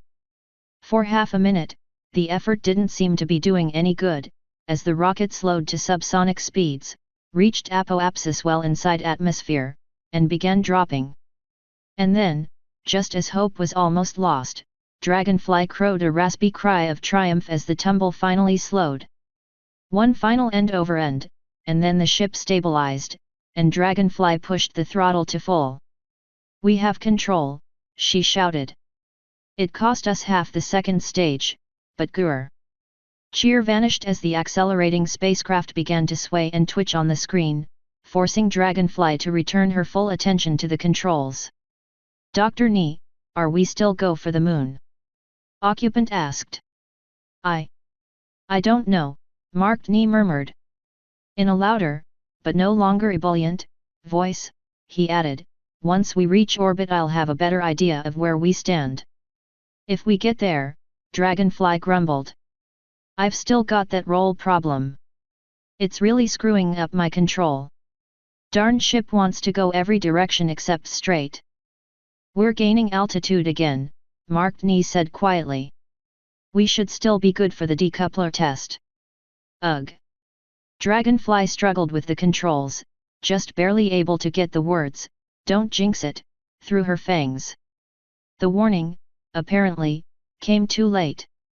The rocket's wayward wobbling became more intense, swinging back and forth around, but never on, the prograde vector, until little more than a minute after regaining control the ship resumed its uncontrolled cartwheel. Shoot! Dragonfly began pulsing the engine again, hooves racing across the controls as it staggered unsteadily higher into the thinning air. Lost it again. You got it under control before, Occupant said, trying to reassure her. I don't know how I got it under control before. Dragonfly snapped. It's tumbling and spinning and doing everything except what I want it to. Her hooves never stopped as she said this, except to wipe sweat from her carapace. 252. Dr. Ni. Occupant asked. Is there anything else we can do? Words failed to come to the Minotaur's lips. Silently he shook his head. Unless a second miracle restored control of the ship, nothing could be done. Coming up on second stage burnout. Dragonfly warned. And that, Mark Ni knew, was the end of the mission. The third stage alone could not both achieve orbit and supply the thrust required to reach the moon. In fact, at the ship's current velocity, he doubted the third stage could even get the probe to orbit. About the only thing that might be salvaged from the launch was the decoupler test. They would achieve the altitude, and just possibly the required speed. If Dragonfly could just coax a little more velocity out of the almost uncontrollable craft. Second stage burnout. Dragonfly shouted. Staging. Her hoof came down on the staging button. The lateral decoupler shot off the probe and into empty air, far below testing altitude. Shoot! Dragonfly shouted, hitting the staging button again. The second stage fell away and the third stage lit, but the damage had already been done. The truncated rocket continued to tumble, and Dragonfly continued to pulse the engines, but Mark Ni no longer really perceived any of it. Slowly, gradually, he slumped into the chair he almost never used when he was on the mission control floor. Shot Putnik had failed. Utterly. Spectacularly. And it was all his own fault. Yes, Dragonfly had been at the controls. Yes, Occupant had signed all the paperwork and agreed to all his decisions. That didn't matter. All the fundamental errors were his and his alone. He'd failed to warn Dragonfly about the staging sequence, having forgotten that the mission plans had called for the decoupler check during second stage burn. He'd failed to personally oversee the changelings who assembled the rocket. He'd failed to remember to deactivate the simulator's reaction wheels to provide accurate simulations. He'd piled tasks on an untested, unproven, uncertain system without a second thought. And above all, he'd pushed the project too hard and fast. He hadn't waited for the right parts to be available. He'd overrated his abilities, his creation's abilities. He'd been impatient, and he'd encouraged Occupant's own impatience, and he'd pushed the program in the absence of its leaders far ahead of what they were prepared for. All his fault. Mark Ni barely looked up from his own lap when the mission control doors slammed. Lock the doors, Cherry Berry's authoritative voice called out. Occupant, give me your headset. But, Miss Berry. Give me your headset. Occupant, wilting, levitated his microphone earphone headset over to Cherry Berry, who adjusted it on her head with one hoof. Attention all controllers, flight leader is now Cherry Berry, she said. Mares and gentle ponies of the press, we are going to work to recover Mission R1 and find out what went wrong. For the time being we have no statement and will answer no questions. You are welcome to continue monitoring the remainder of the mission as you like, but access to the Space Center outside of Mission Control is limited to the Welcome Center and the Carnival. Thank you for your cooperation. The soft murmuring from the visitors' gallery grew louder, drawing Mark Ni's attention to it. He noticed, looking through the glass, that Twilight Sparkle was still there, watching with a most sorrowful expression, but Chrysalis's seat, like Cherry Berry's, lay empty. All right, cut the gallery comms, Cherry Berry said, taking off the headset and setting it on the console. Occupant moved to his own console and threw a switch. All external speakers off, he said. That includes the speakers in the stands. Oh, Cherry Berry groaned, rubbing the side of her head with one hoof. So it's not just the press who, never mind. With a shake of her head she was all business again. First order of business, where are we? Just leaving atmosphere, Mark Ni replied quietly. We won't be in space very long on our current trajectory. Can we get control long enough to put the ship on retrograde? What do you think I'm doing? Dragonfly growled, hooves still frantically working the remote controls. She had given up on cycling the engine on and off. It now burned constantly as the ship continued to tumble despite Dragonfly's best efforts. 30% fuel remaining in third stage, by the way. So, no, Cherry Berry said. Keep trying anyway. Dr. Nee, can the ship survive re-entry? It was never intended to, Mark Nee said. The original craft design had the center of mass directly amidships. But someone in assembly added a heat shield and parachute without my authorization. It is just possible that the weight of the heat shield and the drag from the parachute cowling will cause the ship to turn itself retrograde during re-entry. That would put the heat shield in front, dealing with most of the re-entry heat. And what happens if it doesn't? Cherry asked. The science experiments almost certainly burn up, Mark Nee said. The service module with the batteries might survive re-entry, but not impact. The parachute might survive. But no re-entry tests were ever done on Shotputnik itself. As I said, it was never intended to re-enter atmosphere. Would it be more likely to survive if we keep the third stage on? Less likely. We'll be coming back very steeply. Extra mass makes it less likely that the ship will decelerate enough to deploy the parachute before impact. And more time spent decelerating also means longer exposure to atmospheric heating. Burnout. Dragonfly called out. On the telepresence screen, the ship tumbled, powerless, helpless. Jettison third stage, Cherry Berry ordered. Dragonfly hit the staging button, and on the projection two halves of spaceship tumbled away from one another.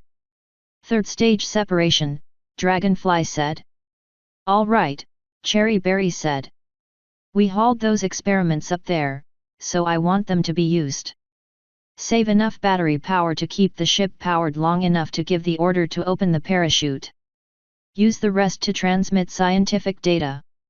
Anything we can salvage from this flight, do it. This work distracted Mark Nee for a few minutes, observing the results from one experiment after another. The data duplicated that gained from previous missions, nothing new, nothing that would change simulations or ship design, but it helped keep the Minotaur's mind off his own failure for a little while. By the time the doors on the Science Junior module closed, the ship was well back into atmosphere, still tumbling, the first flickers of re-entry plasma building up around the ship. And then, with a confused waggle and then a rapid spinning wobble, the tumble ceased, and Mission R1 plunged into the atmosphere head first. Is there anything else I can do? Dragonfly asked. She'd taken her hooves away from the controls after switching the experiments and transmitter on and off. I don't think opening the service bay doors would slow the ship enough to justify the danger, Mark Nee murmured. Dr. Cowley would know better than I. So we wait, Cherry Berry said, bringing all conversation in the half-empty control room to an end. For almost a minute they waited in silence, watching the screen as flames built up, as the air gradually thickened around the ship, as the probe's ignominious end approached. And then the erratic wobbling increased, then became a single convulsive backflip, ending with the ship descending heat shield first, still wobbling a bit but much more stable than before. The half-dozen creatures in mission control almost unanimously let out a sigh of relief. Half a minute later they did it again as the ship's velocity dropped below the danger zone, as the last flames of plasma winked out, leaving only the shimmering of a rapidly shrinking mock cone. All right, Cherry Berry said. Dragonfly, pop the chute the moment it's safe to do so. Dr. Nee, where will it come down? Mark Nee activated the trajectory projection map. Roughly 105 kilometers east-northeast of here, in clear ocean. Cherry Berry blinked. Only 100 kilometers, she asked. It went up higher than that. Not by much, Mark Nee replied mournfully. Cherry Berry took a couple of deep breaths. All right, she said. Chrysalis is already sending chariots to haul von Braun, Goddard, and the others back here at top speed. Lucky Cricket, get a retrieval team moving now. Her normally wide, innocent eyes glared with hostility at Occupant, then at Mark Nee, then at Dragonfly. You three, she said, I will be taking your statements in my administration office individually once the ship is down. Tomorrow we will discuss responsibility, procedures, and how we go forward from here. The pink pony's lips twitched a little bit, as if she had more to say, before she compressed them into a thin frown. With a final snort and toss of her head she turned and slammed open the room's double doors, which shut and locked themselves with a loud clack. Markny, moaning, slumped forward and put his head in his massive hands, as behind him shot Putnik's unauthorized parachute opened, silhouetted against the wan but cheerful hearth's warming sun. A cluster of reporters barged through the doors into the astronaut lounge. "I've been expecting a flop from the Changelings for months now," said one stallion wearing a bowtie, "and here it is at last." The reporter barely glanced at the crawler hoofed over the counter to him, much less at the pink pony who had handed it to him. "Let's see Chrysalis spin this one into a success." 50-some miles, agreed a camera pony, who accepted a plain bagel and a cup of coffee from the server. "I've seen kites that flew farther from home than this," shot Putnik, "and kites are a lot cheaper." "I always thought the whole robot idea was loony," said another reporter, brown mane topped with a snazzy fedora that proudly held his press pass in its hatband. "Machines need a living pony's hoof at the controls. It's a fact of life, and no shot Putnik is ever going to change that." "Shot Putnik," a newsmare giggled, accepting a tray with a chef's salad and soda crackers on it. "More like Stay Putnik. It didn't want to go." This bit of wit, not all that funny to normal people, sent the group of reporters into over a minute of uproarious laughter. 253. This gave the mayor serving the food the opportunity to finish handing out snacks. None of the reporters realized they hadn't actually ordered before making herself scarce. Pinkie Pie enjoyed working with heavy frosting. Granted, the chef was a bit of a grumpy perfectionist, but he quite obviously took great joy in his work. If nothing made him angrier than ponies meddling in his work, nothing made him happier than seeing, 254, the pleasure of ponies eating his creations. And though Pinkie Pie was a pretty good baker, she always learned neat new things when around a master chef like Frosting. It also gave her an excuse to stay where the computers were. She hadn't been able to charm her way to Shot Putnik itself or into mission control to see the computers that operated it. Of course the design notes for the computers, and for Shot Putnik, would be even better.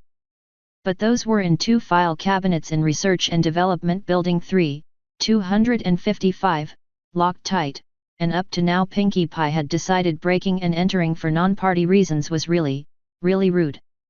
But that was before listening to the loudspeakers.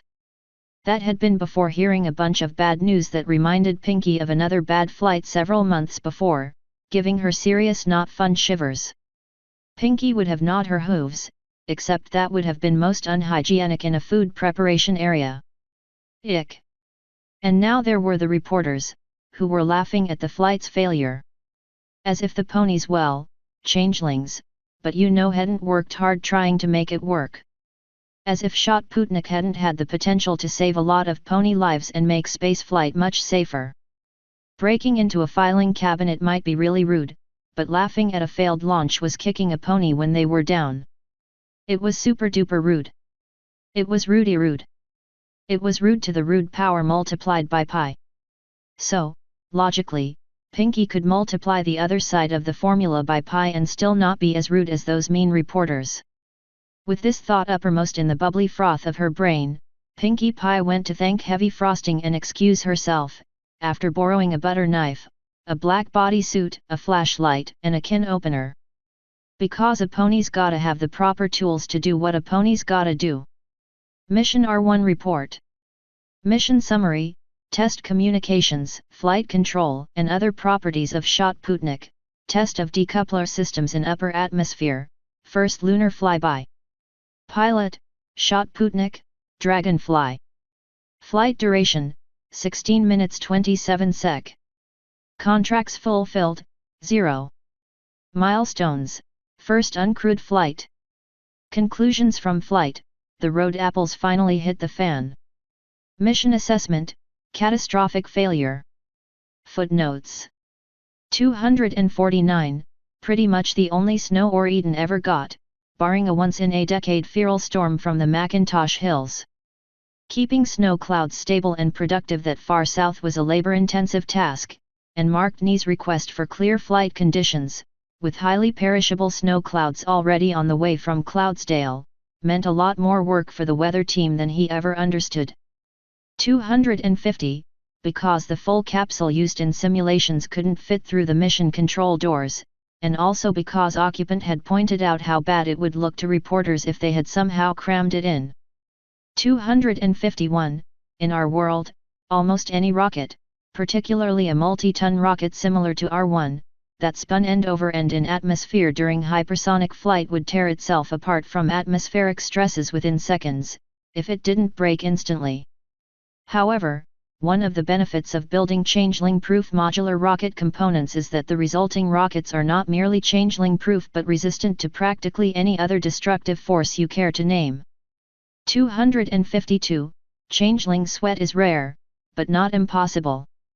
253, there is something about having a lame sense of humor that makes a person gravitate towards the media as a career. Those with a worse than average funny bone, of course, are given the job of writing clever headlines, but the true masters of the talent of anti-funny get entrusted with the sacred art of crafting crossword puzzle clues. 254, and eating, too, after all, heavy frosting aka carapace was still a changeling. 255, one of the lesser aspects of Pinky Sense was that odd, random bits of information Pinkie Pie had no way of knowing would spontaneously pop into her mind, usually but not always completely accurate. Of course, it only worked when Pinky was making no effort whatever to acquire said information. Pinky never told any of her friends about this, partly because investigating it might break the ability forever, but mostly because she knew it would give Twilight Sparkle a huge headache. "You three do not know," Queen Chrysalis drawled, "how lucky you all are." The Oriton Space Center's throne room usually sat as it had been constructed, plain and undecorated, a large high-backed chair on a little dais with a narrow carpet, so purple it was almost black, leading up to it, and two CSP security changelings in friendly-looking light blue peaked caps. On this day, however, Chrysalis had done it up properly. Tattered-looking tapestries strung from one edge of the ceiling to the other, hanging down with deliberate menace. The two regular guards had been replaced by 8 warriors in full battle armor. Even the queen herself had dressed up, adding a cape and pauldrons to her little knobbed crown. The blonde-maned pink pony seated on the floor next to the dais clashed with everything else, despite Cherry Berry's attempt to look authoritative by adding her fluffy collared flight jacket. 256. But the light lavender eyes had gone steel grey with anger, making them a set with the rest of the decor. The friendly earth pony from Ponyville was gone, and the steely-eyed missile mare waited to stomp heavily upon whatever bits Chrysalis left intact. And in front of them all, bowing or kneeling, were the 3 conspirators, Occupant, Marked Knee, and Dragonfly. The dance was done, and now the piper presented his invoice. "I have read the transcripts of the interviews conducted by Chief Pilot Cherry Berry," Chrysalis said, not so much sitting up as flowing from a fully recumbent slump into an upright seated position, sort of melting in reverse. "I have also read the early editions from Manhattan and Baltimore, which I had flown to me by changelings more faithful than any of you." Reaching behind her, the Queen pulled out 3 newspapers and tossed them in front of the trio. The Manhattan Times headline read, "Changeling moonshot misses by 249,935 miles."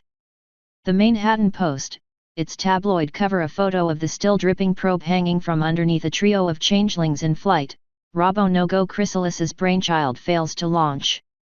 And the Baltimore Sun, with its one-word headline, "Stay Putnik." "The last time I was humiliated this thoroughly it was by my enemies," Chrysalis drawled, allowing the horror of the situation to sink in even deeper. "The last 5 times I was humiliated even half as much as this, the changelings responsible were made to suffer. And what I want to do to all 3 of you right now, for that alone," she added, the drawl taking on a buzzsaw edge, "would make you envy the fate of those changelings." "Oh, very much so." After allowing herself a moment to savor the threat, the Queen took a deep breath and continued, "However, as I said, you three are extremely lucky. A clipboard with a thick stack of paperwork on it clattered to the floor next to the newspapers. For one thing, I need you three in order to clean up this mess in a hurry. That, the Queen said, pointing to the clipboard, is the construction schedule for the VAB expansion. The work crews return immediately after New Year's celebrations end, and while they work, we are grounded for the entire winter and possibly longer. Chrysalis glared across the group before adding, that means we have 9 days, counting today, to launch a new moon flyby mission. And this one must succeed. That means I can't get rid of you as much as I want to right now. Leaning back in her throne, Chrysalis continued, you are also lucky to have a wise and crafty queen like myself. While you were flying and crashing your expensive pinwheel, I lined up contracts for the spring that will cover the costs of Staputnik, including tourist flights and a contract for an artificial satellite that will orbit Equus's poles. Marked Knee didn't correct the name. Chrysalis turned her attention to Dragonfly. That will be part of your punishment. You are from now on in charge of all tourists during their flight training. And since you demonstrated an interest in machinery, you, yourself, shall be training under Goddard the Griffin for a role as flight engineer.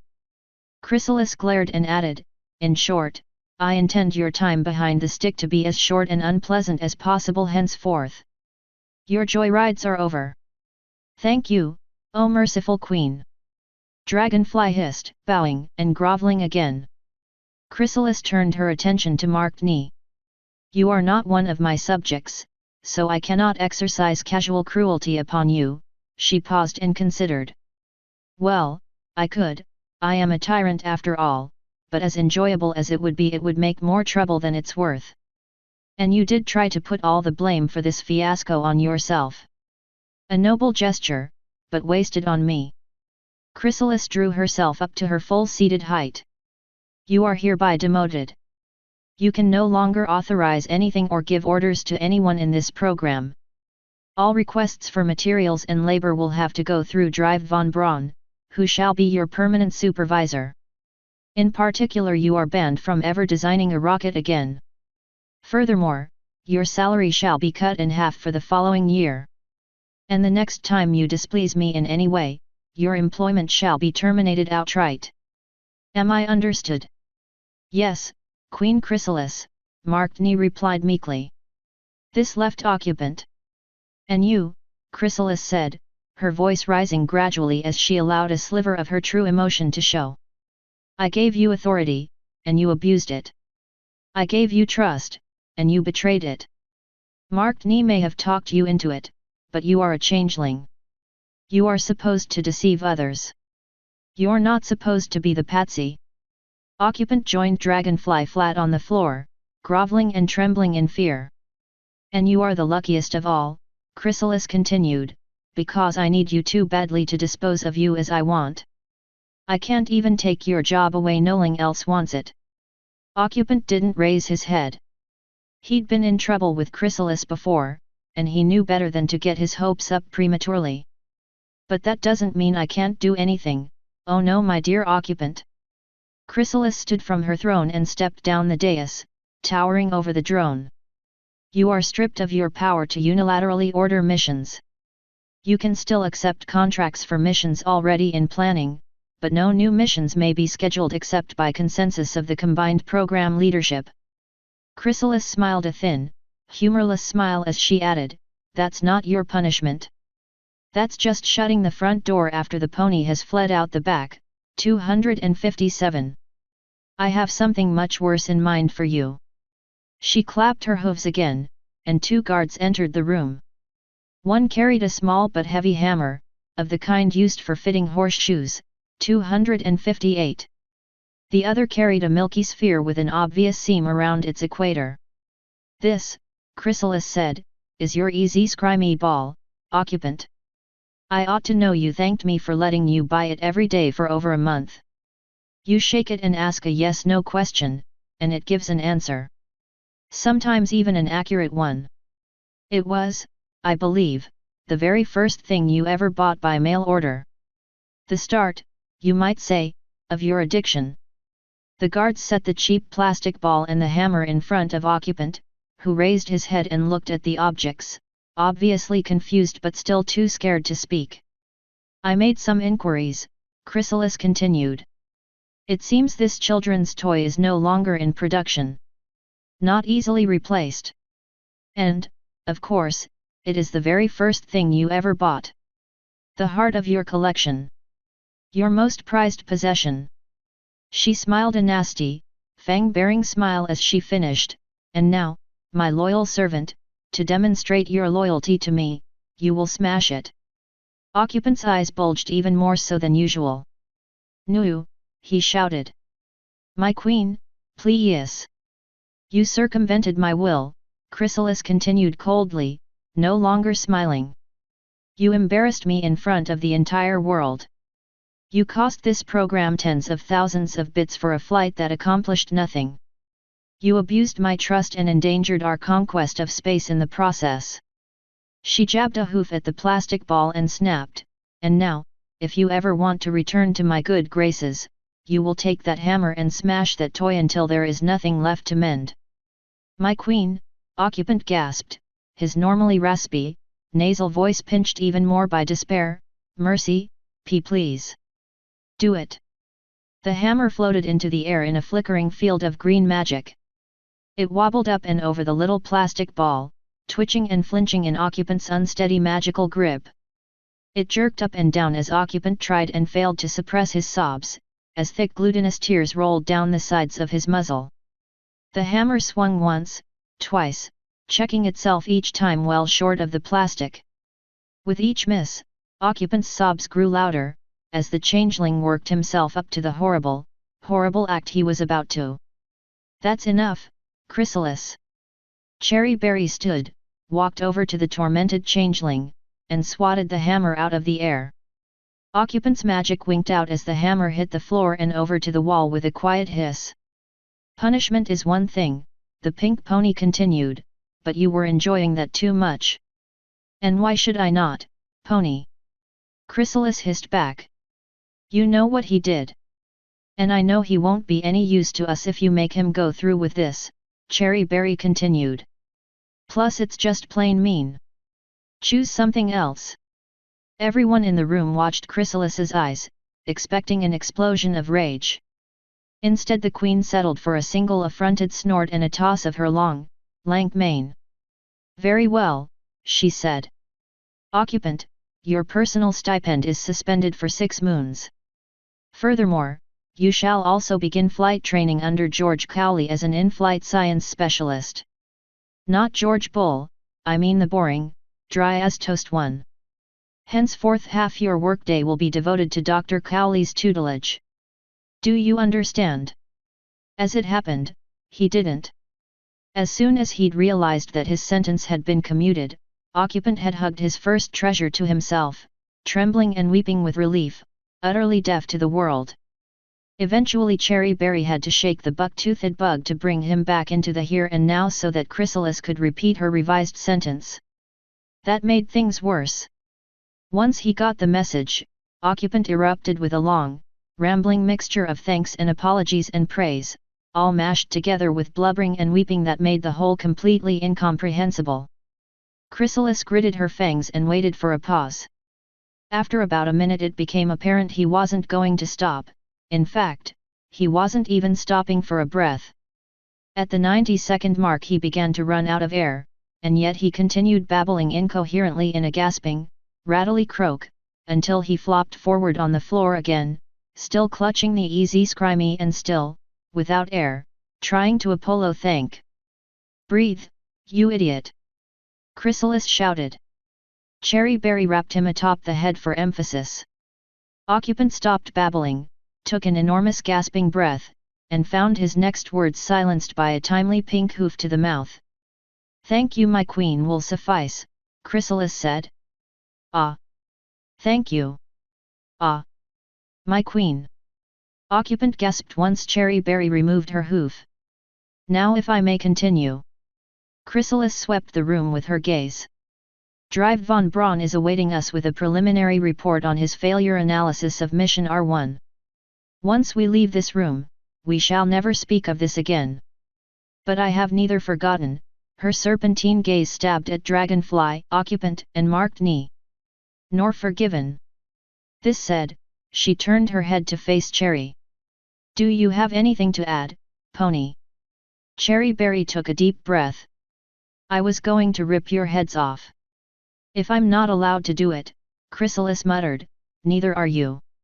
Figure of speech. Cherry Berry protested. Not where I come from, Pony. Cherry groaned with frustration at the unrepentant queen before pressing on. I had a lot of things to say, but after what Chrysalis put occupant through I don't feel like it anymore.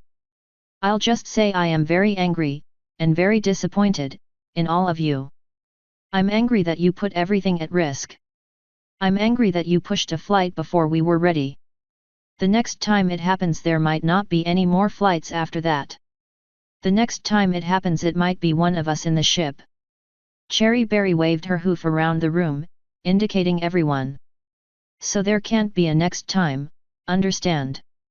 After a moment, she added, that's all I wanted to say, that I'm really disappointed, and you should be ashamed. Chrysalis, listening uncomfortably to this awkward ramble, slapped a hoof to her head. 1 out of 10 points for style, Pony, she muttered. Threats and emotional torture are your thing, not mine, Cherry replied. I'll take occupant to wash up. We'll be in the boardroom in 5 minutes. After noticing that occupant's drying tears had glued one of his hoofs to his cheek, she corrected herself, 10 minutes. Footnotes 256, or she might have just been cold. It was snowing outside, after all. 257, an exclusively Changeling expression. Ponies would say, shutting the barn door after the stampede is over. 258, although no pony on Equus would ever tolerate nails being driven through their hooves, and thus designed their shoes to be slip-on, the shoes still required precision bending to fit the unique curve of each hoof. With work shoes this is not a gentle process. The one fact that jumps out from the data, Warner von Braun said, is that Schott Putnik itself performed flawlessly within the limitations of its design. The conference room resembled a gathering of giants clustered around oddly squared-off snow-covered mountains. The giants, of course, were von Braun and his fellow Minotaur scientists, Chrysalis, Cherry Berry, Occupant, Dragonfly, Goddard the Griffin, and Lucky Cricket, 259. The mountains were a series of stacks of documents piled on the conference table, magically printed data from the launch, plus various other documents from every step of the planning and design for Mission R1, with foothills made of detailed dossiers for each member of the CSP leadership. A second mighty pile of paperwork rose from the floor, concealing an entire corner of the room. Schott Putnik, von Braun continued, had neither SAS capability nor reaction wheels. Although it had capacity to operate the new AVR-8 winglets from Canterlot Airship Works and paper products, none were installed. Thus, the only control it had came from vectoring thrust from the main engines, which according to telemetry it did flawlessly throughout the flight. Staging, parachute deployment, data transmission, and experiment operation all worked without error or delay. Von Braun nodded to George Cowley, who cleared his throat noisily and wheezed. The contributing factors to mission failure came not from Schott Putnik, but from the design of the rocket, he said. As mentioned, the ship had no controls except for vectored thrust. Unauthorized additions of a heat shield and parachute made the nose of the craft aerodynamically unstable, and that instability grew greater as the ship's velocity increased, until the thrust could no longer counter the force of air. The first period of loss of control only ended when the ship lost sufficient velocity for thrust vectoring to overcome the aerodynamic instability, Cowley continued, raising his wheezy voice over the sound of scribbling notes. In 3 wind tunnel experiments we were unable to replicate that recovery. Possibly more testing will explain how recovery was possible, but we can safely conclude that, had a pilot been on board, how shall I put this, the elderly Minotaur trailed off. George Bull chipped in, to use the common terms in the program, any crew on board would have had a bad day. And they would not have gotten away with it. Indeed, Cowley nodded. We shall have to take measures to prevent a return of such an unfortunate contingency. The sound of pencil scribbling became very loud for several long, thoughtful seconds. There is, George Bull said, breaking the almost silence, one other factor which did not affect the outcome of the flight as it happened, but which would have guaranteed mission failure had the flight gone smoothly. Bull gestured to the conference room chalkboard, which had a rough sketch of a translunar injection orbit, that is, a trajectory which took a ship out of equus orbit towards the Moon. The ship had sufficient delta-V to reach the Moon within about 2 days flight time, he said. However, given the minimum power requirements of Sputnik and its control systems, the batteries provided in the ship's design would have been exhausted less than halfway through the flight, assuming the generators in the first and second stages left the ship with full batteries at orbit. Shaking his head, he concluded, once Sputnik reached lunar space, it would have been dead, unable to perform any experiments. Even assuming a perfect descent to orbit, the mission was doomed from launch. Von Braun nodded.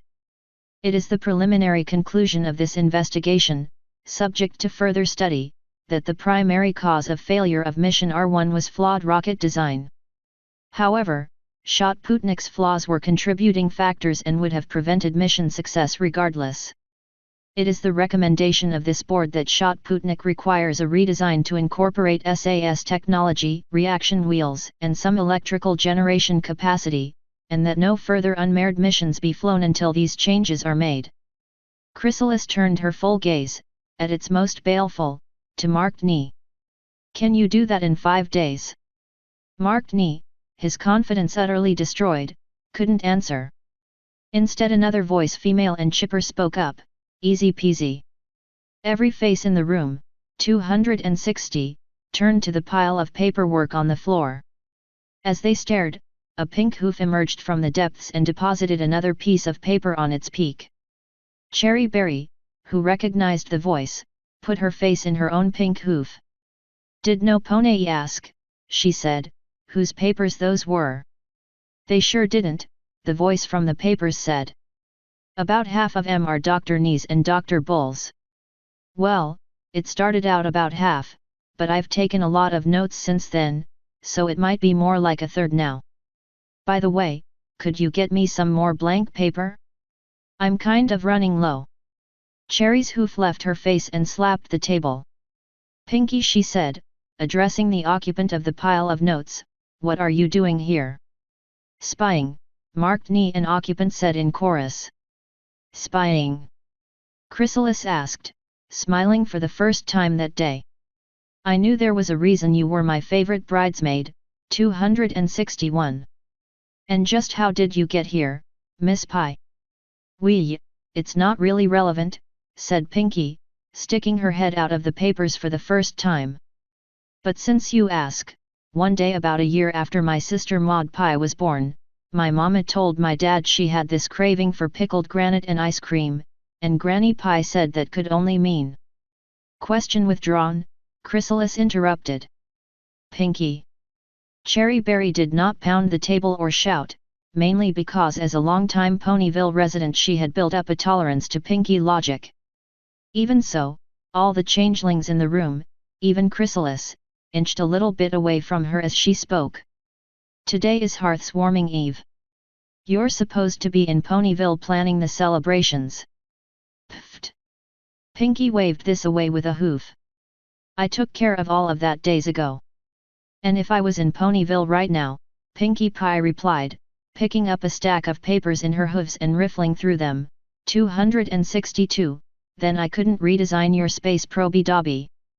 Jaws dropped around the room. Redesign? Cherry Berry asked. Redesign? Mark Knee asked, showing the first flickers of life for the first time since the previous day's launch. Proby, dobby. Chrysalis muttered. Yet. Pinkie Pie pushed herself up and out of the paper pile with her 4 hooves, bouncing onto the floor and pronking over to the empty whiteboard. Taking a marker in her teeth, she set to work. Not a word was spoken, 263, as Pinkie wrote and drew and scribbled, humming happily around the marker, until at last, the board completely full, she capped the marker and gestured to the board. In the center, among many digressions, was a comparatively simple, short list. New probe that can both control ship and run SAS. Electricity that will work in space. Reaction wheels tiny enough for probe body. Pinky had sketched herself twice next to the first two items on the list. The third item had a picture of marked knee, right down to his pencil-thin mustache, next to it. I've pretty much got the first one done already, Pinky grinned, gesturing to the disorganized mountain of papers. Of course it'd take ages to build it from scratch, but I figure we can just recycle some parts from an old pink mare machine. Video game. Marked knee rumbled. He gave a loud, involuntary snort through his massive nostrils. Wait a minute, Dragonfly hissed, speaking for the first time in the meeting. I just bought that game. And you can't have it. No problem. Pinkie Pie smiled, waving a hoof. I'll just have the company ship you a brand new one. I'm not gonna have the money to replace it for at least 6 months. Dragonfly insisted. Pinkie giggled. Who said anything about money? She asked. I can get it for free. I designed it, after all. What? Marked Knee was on his hooves, arms spread, snorting rage. You make video games? I am not going to allow some. Dr. Knee, Chrysalis said in the kind of soft, silky sound that a dagger makes slicing through fabric. If you complete that sentence, the consequences will be very final. Marked Knee froze. Marked, please be seated, Von Braun rumbled. We can wait until the new designs are evaluated. But video game consoles operate on magical arrays. Marked Knee protested. We can't keep a magical array powered remotely. Oh, there's ways around that. Pinkie Pie shrugged. My Nana Pie and Grandpa Quartz invented most of them. But we don't need to. She reached a hoof into the pile on the floor, rummaged a moment, and somehow came out with the exact piece of paper she wanted. The magic array in Pink Mare only creates the images for the projection screen. All the thinky bits are straight electronics based on Mom's patented inlaid silicon chips. She smiled and added, we grow the crystals right on the farm, you know. Marked Knee's jaw dropped again. Your mother is Cloudy Quartz? He asked. Daughter of Bell Quartz and Banana Pie. Yep, Rooney. Pinkie nodded. Wait a minute, Pinkie, Cherry Berry interrupted. I thought your family was rock farmers. We are. Pinkie nodded. But it all got started when Nana Pie got tired of winding Gramps' alarm clock, because it would lose a half hour in a week. But she knew that quartz crystal will vibrate at a constant frequency when you put electricity through it, so she invented the piezoelectric circuit. Marked Knee said. And her daughter invented the silicon-printed circuit chip. That was kind of an accident, Pinkie Pie shrugged. Mom mostly makes those for a snack when the neighbors come over to play dominoes. Nice and crunchy. She licked her lips in fond memory and added, it's the copper inclusions that really make it. A series of glances went around the room, all of which said, without any words being exchanged, do you want to know what any of that means? Because I don't think I do. I mean, yeah, we could make clocks from them, Pinkie continued. Nana got an honorary doctorate for her paper on the theory. But you can make clocks out of potatoes, too, and you don't exactly see people lining up to buy those. So when this pony started making video games like Buck 264, and said he thought Mom's chips would work better than vacuum tubes, she sold him a bunch. Nodding to herself, she added, and a good thing too, because that would have been a real tight winter, what with the granite glut that harvest. This is the daughter of Cloudy Quartz. Marked Knee interrupted, grinning like a lunatic. Chrysalis raised a hoof. For those of us who don't speak nerd, she asked pointedly, what is the significance of this? And what has it got to do with spaceships? 1,000 pardons, Queen Chrysalis, Von Braun rumbled. but much like our own beloved Goddard, and he nodded to the grumpy old griffin seated at one end of the table, Miss Pye's family's scientific work is unknown except for a tiny circle of academics. The full potential of their discoveries has been ignored by the world at large. Yes, I got that, Chrysalis said dryly. What does this mean for us? It means that, short of securing the services of Cloudy Quartz herself, von Braun said, Miss Pye here is the greatest expert on integrated circuitry available in all Equestria. Nah, Pinky disagreed, shuffling 2 stacks of her notes together like a Los Pegasus dealer. I never had the knack for baking silicon chips. I just played with them a lot. Played like video games? Chrysalis asked. Well, not at first, Pinky admitted. Mostly I played tiddlywinks with them. But when Mom wrote me about the ponies who made Buck, I paid em a little visit, and it didn't take long for me to figure it out. I mean, it's so easy, right? She grinned. If then, and or nor, nothing to it. Any pony could do it. George Bull, who had invented the terminology Pinky had just tossed off, tilted his head in confusion. Not just anyone, he muttered. So I made my first game. That didn't do so well. It was called Personal Space Invader, and the players would try to move their pony as close as possible to other ponies, but if the pony got mad and told them to back off, they lost. Pinkie Pie shrugged. But no pony wanted to put bits into it, except for one machine at a taxi stand in Manhattan. Hey, I dumped half my pay as a courier into that machine.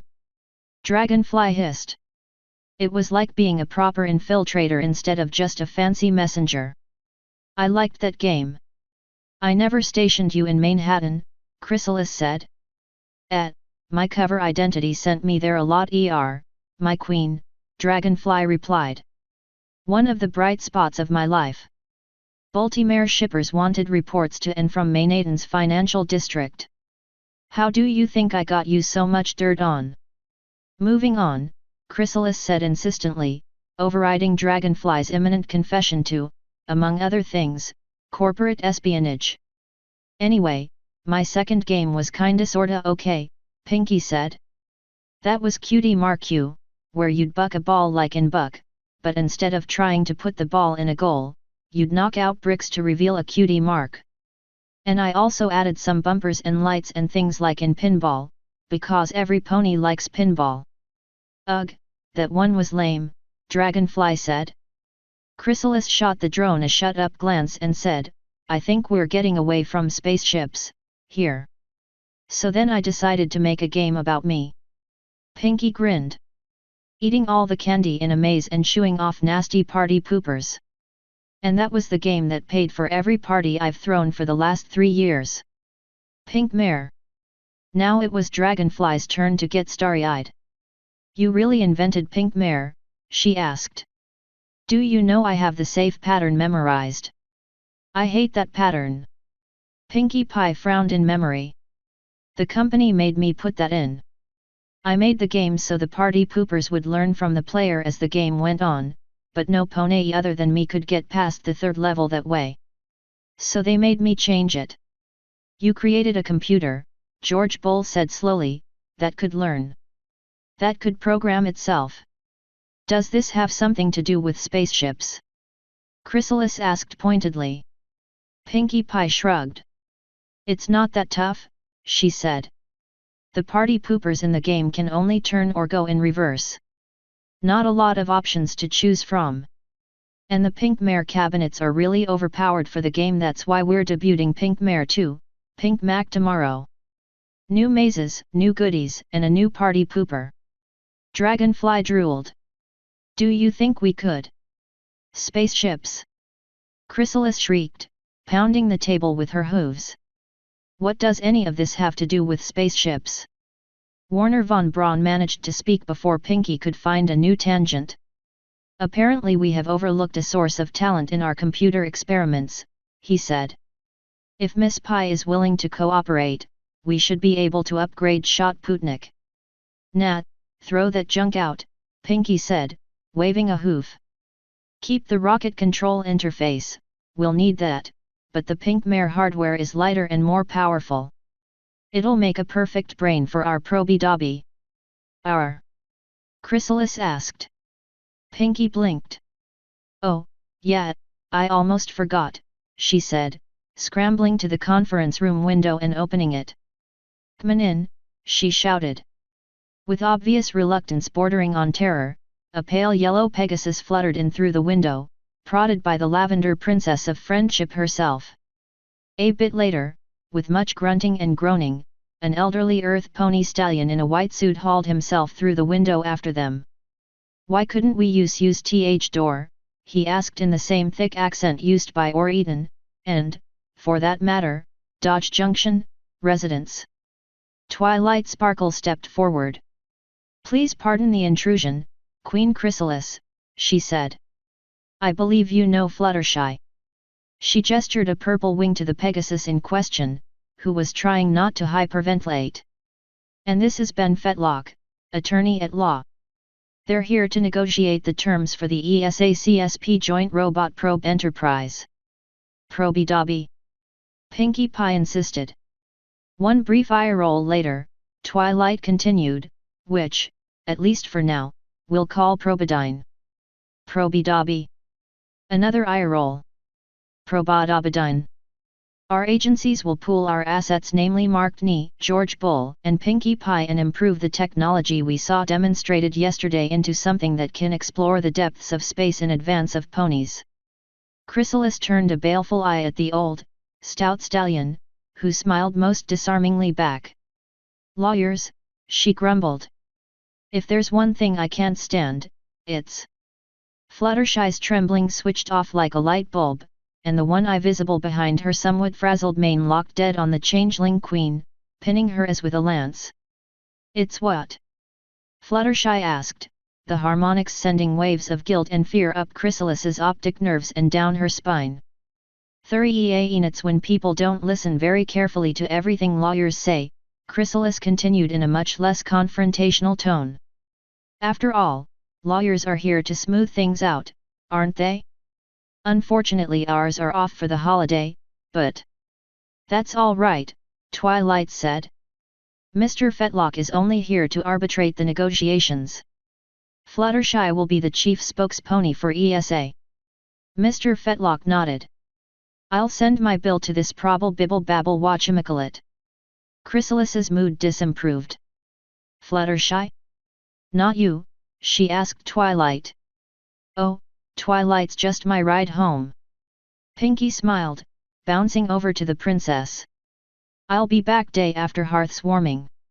And a chariot will be here to pick up Fluttershy in about 2 hours, Twilight Sparkle continued. I look forward to the New Year's launch. With a flash of purple light, Princess and party pony poofed away, leaving Chrysalis to put her head in her hooves and groan at the injustice of life. 265. Footnotes. 259, who had evaded any punishment for his minor role in Mission R1, receiving only a lecture on following rocket design instructions. The next time you think something's wrong with a design, ask first. 260, except, of course, Pinkie's. 261, technically Cadence's bridesmaid, but since Chrysalis had been disguised as Cadence, it was the same thing so far as Chrysalis cared. Pinkie had been her favorite not for any sneaky traits, but because the pink pony had been among the most gullible of the group of ponies her plan had been specifically designed to break apart. But she wasn't going to tell Pinkie Pie that. 262, so she could watch her crayon-drawn animation of a pony turning cartwheels. 263, despite the multitude of questions, like for example, what do the ingredients for ginger snaps have to do with spaceflight, or, why is she sketching a picture of Chise Alice and Cherry Berry roasting marshmallows on the sun? No pony dared even think the more obvious one, how does she get blue, pink, and yellow out of a single black marker? 264, the pony version of Pong, in essence. At the time of the events in this story it was obsolete, with the old cabinets mostly junk to make room for the newest arcade game, E.T. the Extreme Terrapin. Of course, The old-school gamers scoffed at the idea that a video game about a racing turtle, even with a blue shell and spiky scales, would do anything other than blow up in the industry leader's face. 265, Chrysalis was all for injustice, but only when she was on the right end of it. Blooming Mares of Manhattan. Returns and exchange. At this sign you are roughly 90 minutes from the counter. Season's greetings and Happy New Year. The bad news is, Goddard said bluntly, we can't reproduce Mission R1's rocket. Hearth's warming had come and gone. Although the construction ponies would remain on vacation through the end of the year, the Changeling members of CSP were trickling in, generally replete with love and cheer gained by fair means and foul. A number of them, 266, brought with them little souvenirs and gifts for Queen Chrysalis, to the point that the administration building's throne room was being conquered by mountains of bric-a-brac. 267.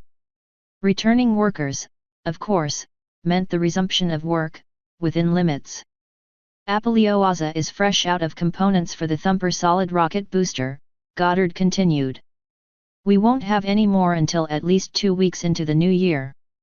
We still have some fleas and hammers, but they're too inefficient to even consider putting on a moon launch. The old griffin groaned and slumped back in his chair, stretching his wings out a little for balance. And the only use for the next generation of heavy-lift rocket motors right now is for fireworks. Von Braun rumbled his own noise of discontent. Doctor, you've just told us that any rocket we can build with enough thrust to fly by the moon won't be able to lift itself off the pad, he said. Unless we assemble liquid-fueled boosters. We don't have enough engines or fuel tanks for that, Goddard grumbled. We have 2 Reliants, 1 Swivel, and 2 Terriers remaining. Any combination of those that gets to the moon requires more fuel tanks than we can get here in time. And even if we had I don't think the configuration works for anything beyond orbit. What can you get built between now and launch day? Chrysalis asked. Nothing, Goddard grumbled. If I were in Apalioaza right now, with the skeleton crew we have there, maybe a swivel and a couple of fuel tanks. I think we've got the parts on hand for that. But it'd take me the rest of today to get back, and then the things have to be shipped all around Celestia's green earth to get here safely. And, of course, no new parts or materials will begin coming in until after the holidays end. What about your training wheels? George Cowley wheezed. Chrysalis blinked. Training wheels, she asked. What good are wheels on a rocket? Von Braun chuckled. An inside joke, Queen Chrysalis, he rumbled. The first experiments in maneuvering rockets for use in orbit. Smaller rocket motors that can be mounted radially, around the fuel tanks, he explained, making a circle in the air with one finger. We were considering using them as additional thrust for a second stage or for a lander vehicle. I've got 4 of them, Goddard added. I think they might add enough thrust to get the first stage up. I'll have to do the math to be sure. The problem is, they feed off the same fuel tanks as the main engines, so we'll have to add more fuel tanks to the first stage. He leaned forward again, making curlicue scratch marks on the tabletop with one talon. The rocket will be taller than anything we've sent up yet. It's probably going to shimmy like a wet poodle, which means loss of efficiency and possible structural failure. And that's if it doesn't just tip over the instant we set it on the launch pad. That means the probe goes on a diet, von Braun continued. The mission requires the probe control system, electrical supply and batteries, communications, and a thermometer. Nothing else goes. No goo, no science Jr. Definitely no parachute. This one flies, or this one crashes, period. But will it work?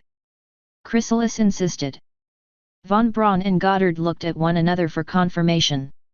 On paper, I think so, von Braun said. But we can't be certain. I've already sent for a couple of those launch brace things like we tested on Mission 7, Goddard said. But they have to be shipped from the Minotaur Islands, so they probably won't get here in time. Good news, he added, not sounding at all cheerful about it, is the first batch of Jetset's new fins, the AVR-8S, arrived on this morning's barge from Baltimore. We should be more stable in atmosphere than ever, assuming we don't shimmy the probe to death. The last time we were this rushed, Chrysalis grumbled, it was for that kludge of a mission Sparkle set us up for. Cherry Berry, alone of the ponies at the table, smiled. The last time we were this rushed, she said, you became the first pony in space. This wrung a little smile out of the Changeling Queen, but nothing more. So we have a rocket, she said. Do we have a robot to stick on top of it? Mark Knee, in the course of only a few days, had gone from enthusiastic to morose to angry, and now he achieved yet another new state, bafflement. 268, how should I know, he asked. I've dismantled that video game according to her instructions, but I can't decipher her notes to go any farther. He held up one piece of paper and added, unless the probe runs on a recipe for tutti frutti ice cream punch. And her programming for the probe is even worse, George Bull complained. It's like she took my ideas and translated them into ancient yak. Nor and not those I understand. But maybe? Guess? Kinda sorta? You can't build a logic tree from those. He slapped another piece of paper and added, an R&D? What is R&D? Research and development? Read new document? Really nice donut? What? Welcome to Pinky Logic, Cherry Berry giggled. Ponyville's been living with it for over 10 years now. She's supposed to return later tomorrow via express chariot, George Bull said. She sent a telegram saying she had to go pick up the electrical generation system and an expert on its operation. The expert wore an eye-bending bandana over her orange cornrow braided mane. Sleepy, slightly bloodshot eyes gazed out from a lime-green face. Like, did you know all the negative vibes your place has? She said by way of introduction. It's like, you know, all the concrete and junk, it's totally shaking its hoof at Mama Nature. This is Tree Hugger, Pinkie Pie said. She's a friend of Fluttershy's. These solar panels came off her house. She's used them for all her power for years. Like off the grid is the way to go, you know. Tree Hugger agreed. No pollution, no bad karma, just sticking it to the mare. Oh, Tartarus, Chrysalis groaned. Something fetch me a fresh bottle of aspirin. The Minotaurs, in contrast to the patient Cherry Berry and the annoyed Chrysalis, inspected the two solar panels with every sign of interest. And this device uses back corral's photovoltaic effect, von Braun asked. But I thought the gold gadolinium material was both too expensive and inefficient. Less than 2%. One of my family's competitors, Fuller Earth, grows huge silicon crystals, Pinkie Pie said. Slice that really thin, add some conductors and a clear film on one side to let the light in, and there you go. More than 10% efficiency. But it's still a very inefficient process, surely. Mark Knee commented. Like, 10% of free is still free. Tree Hugger said, her smile never fading. So long as you can see Celestia's sun, you have lights. And besides, ESA is installing brand new panels on her house. Pinkie Pie added. So for her it really is free. The two panels sat next to the Sky Chariot, a light but strong aluminum gridwork underlaying the thin, dark, reflective surface. We mount these opposite to one another on the service bay that holds the probe body, von Braun decreed. So long as we never run the battery completely down and keep one side or the other turned to the sun, we should be able to recharge indefinitely. Well, let's get these over to the VAB. Cherry Berry looked around her, then asked, where's Lucky Cricket? I am one with the cosmos. Tree Hugger stepped aside, and Lucky more or less slumped to the ground. Like I didn't want to say anything, she said, but he's really harshing my vibe, you know? Can we get like a little personal space here? The colors sing to me. Lucky Cricket raised one perforated hoof, slowly and unsteadily waving it back and forth. The map of reality is printed on my frog. Pony, remind me, Chrysalis muttered in Cherry Berry's ear, to have a word with my subjects about not snacking on visitors to the Space Center. Snacking. Lucky lifted his head. I could go for one of those fudge things Carapace makes. What's he call them? Brownies. Footnotes. 266, by and large, the smarter ones. Chrysalis only wished they'd been smart enough to include receipts. 267, plus rather a lot of mud, as the hearth's warming snow melted and the normal not quite tropical weather of Or-Eden reasserted itself. Shouting and threats had produced apologies and quite a bit of bowing and scraping, but it hadn't increased use of the doormat. 268, this is universally recognized as stage 2 of the process of Pinkie Pie, the full sequence being confusion, bafflement, denial, bargaining, and acceptance. George Cowley, who was the least suited to the current discussion of crafting instructions for calculating machines of the gathered scientists, leaned back in his chair and considered the nature of genius. In his long lifetime Cowley had known only a handful of true geniuses, beings whose talent for lateral thinking and leaps of calculation or inspiration changed the nature of their chosen field. The one common feature they all shared was a tendency for eccentricity. The kind of mind that could change the world often had trouble changing its shirt. Take Goddard the Griffin, definitely a genius, as his creation of the equations that made practical rocket flight possible and his insight into the use of liquid propellants showed.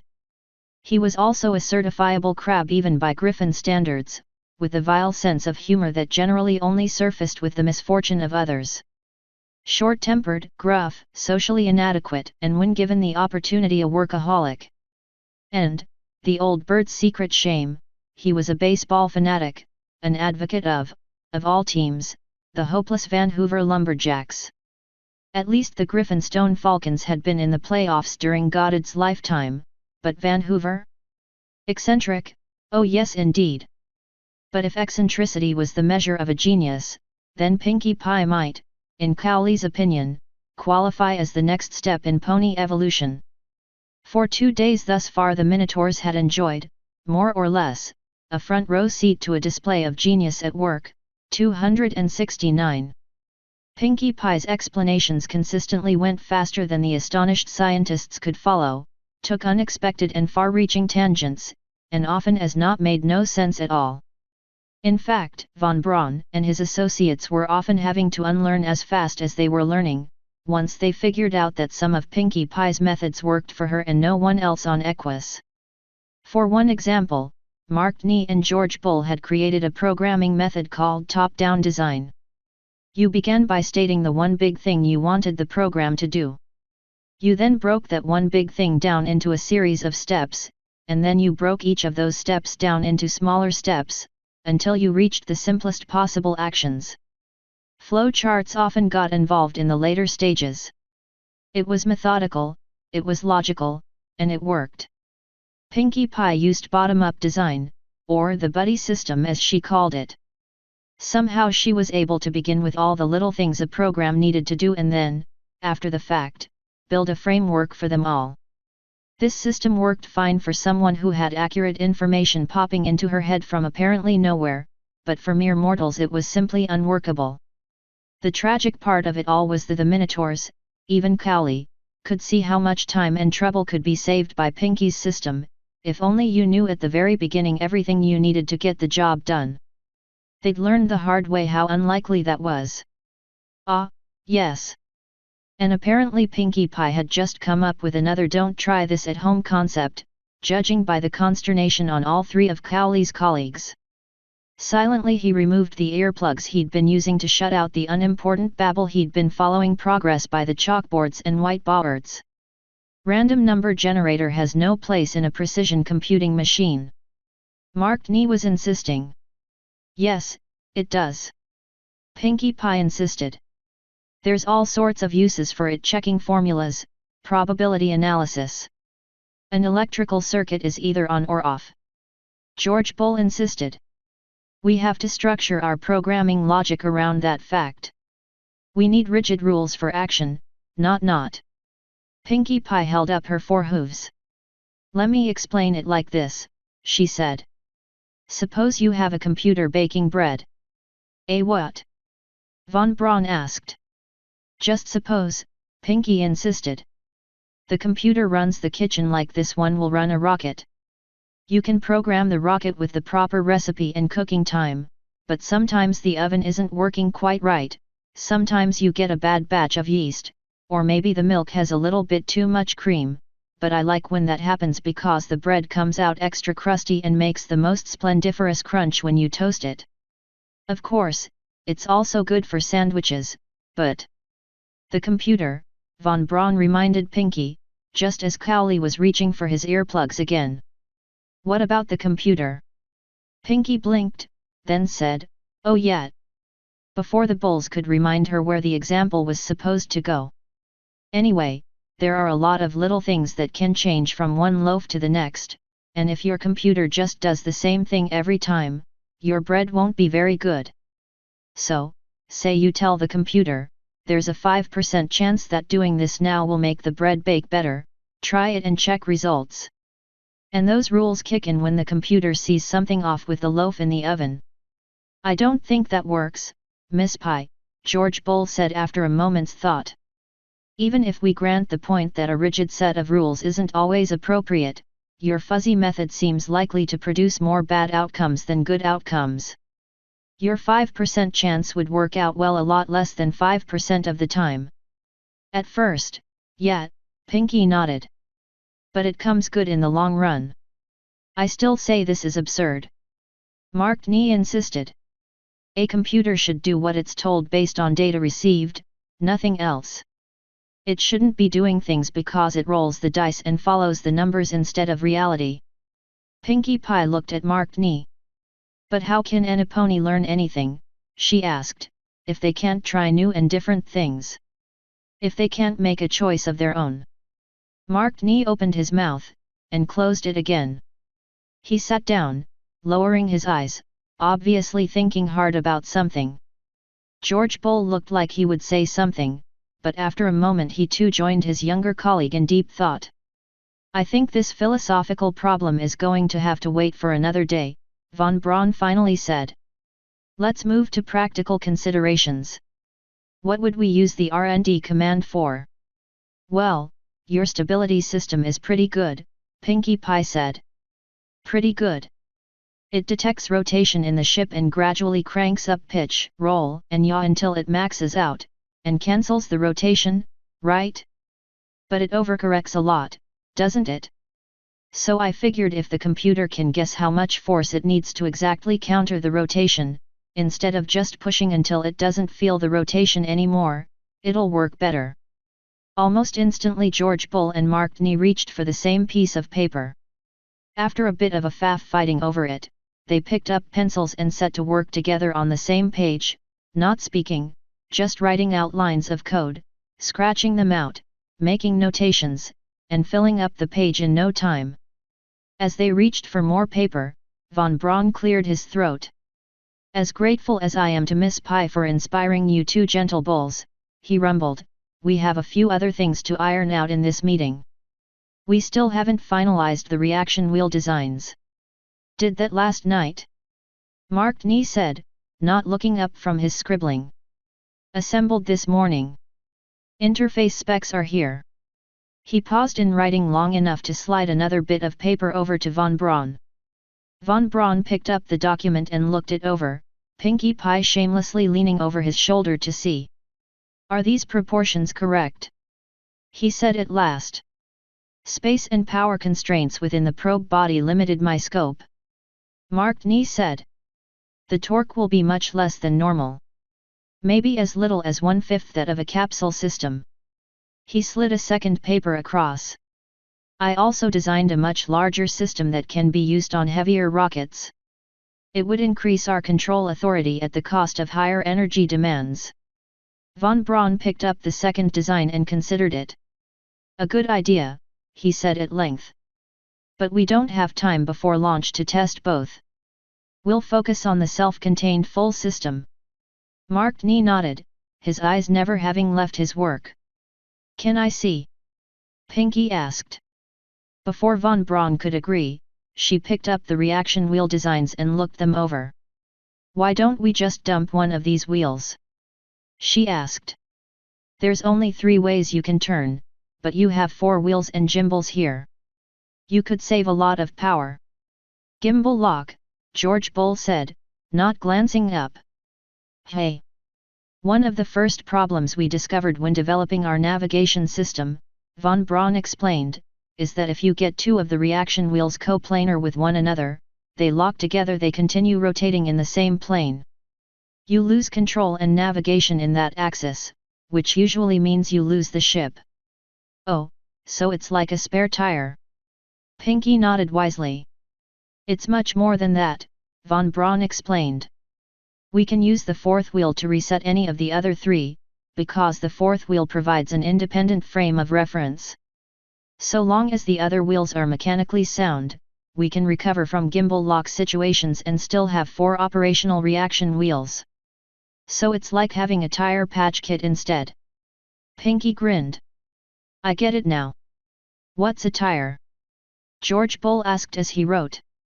So, we have attitude control and SAS, in addition to basic rocket function, von Braun said, preventing Pinkie Pie from going down yet another of the tangents the Minotaurs had already learned to dread.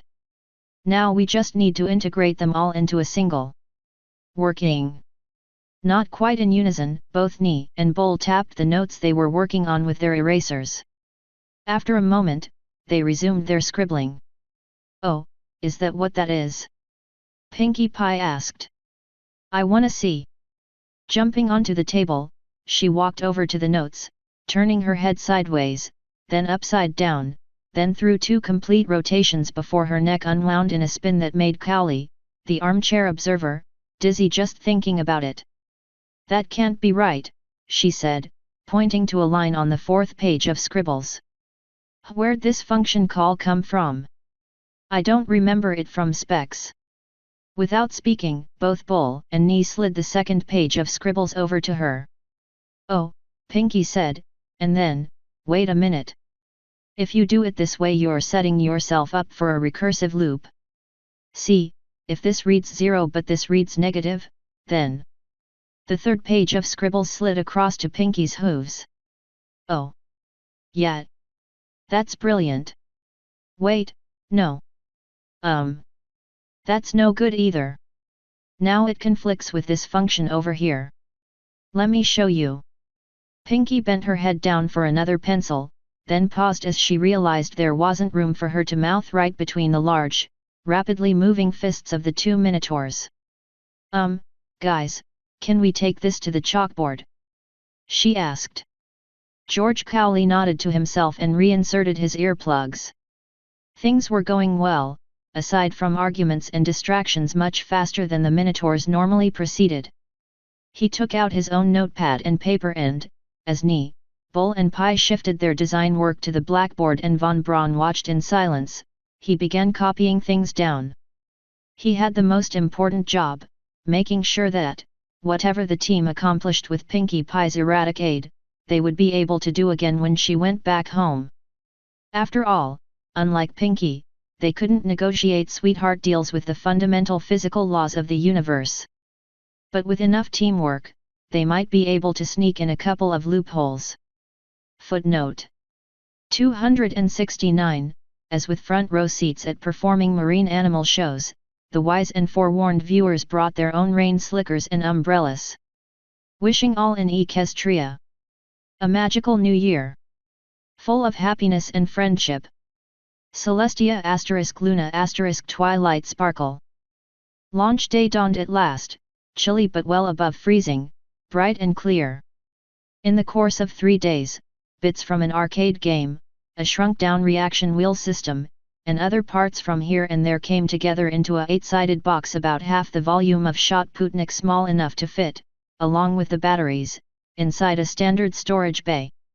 What's more, thanks to George Cowley's strategic note-taking and even more strategic selective listening, they could do it again from scratch, without the aid of a cheerful but confusing and occasionally annoying mad genius.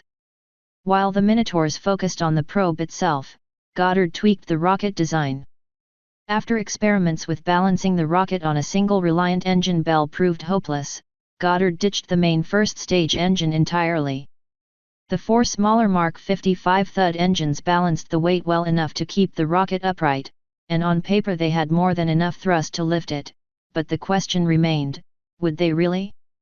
At the final staff meeting before launch, occupants suggested using the Moon probe to fulfill the satellite contract as well. The company only wanted the satellite for a limited scan of Equus, after which it would be abandoned and therefore free to use for the Moon flight. After quite a bit of discussion this was rejected. The satellite contract required a polar orbit, which required delta V the rocket might not have to spare. Twilight Sparkle's decoupler contract would be fulfilled, since that could be accomplished on a standard ascent, but apart from that mission R2 would focus exclusively on a lunar flyby, and if possible an orbit. The satellite contract would keep until spring.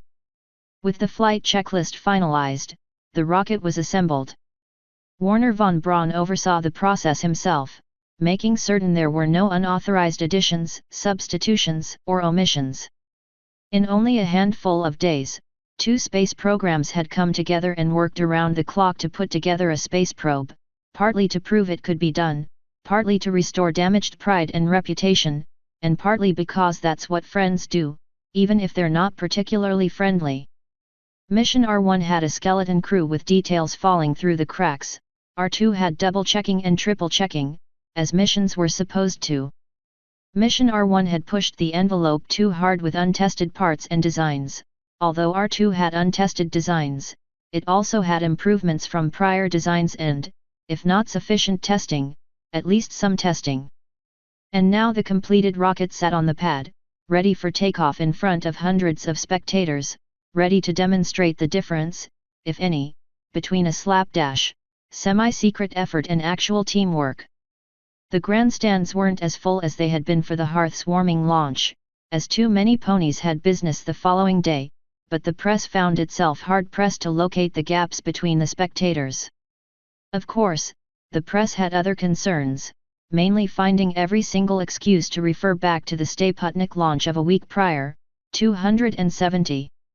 Not that the program leaders were concerned about the press now. The mission control floor that had been half empty a week before now bustled with people.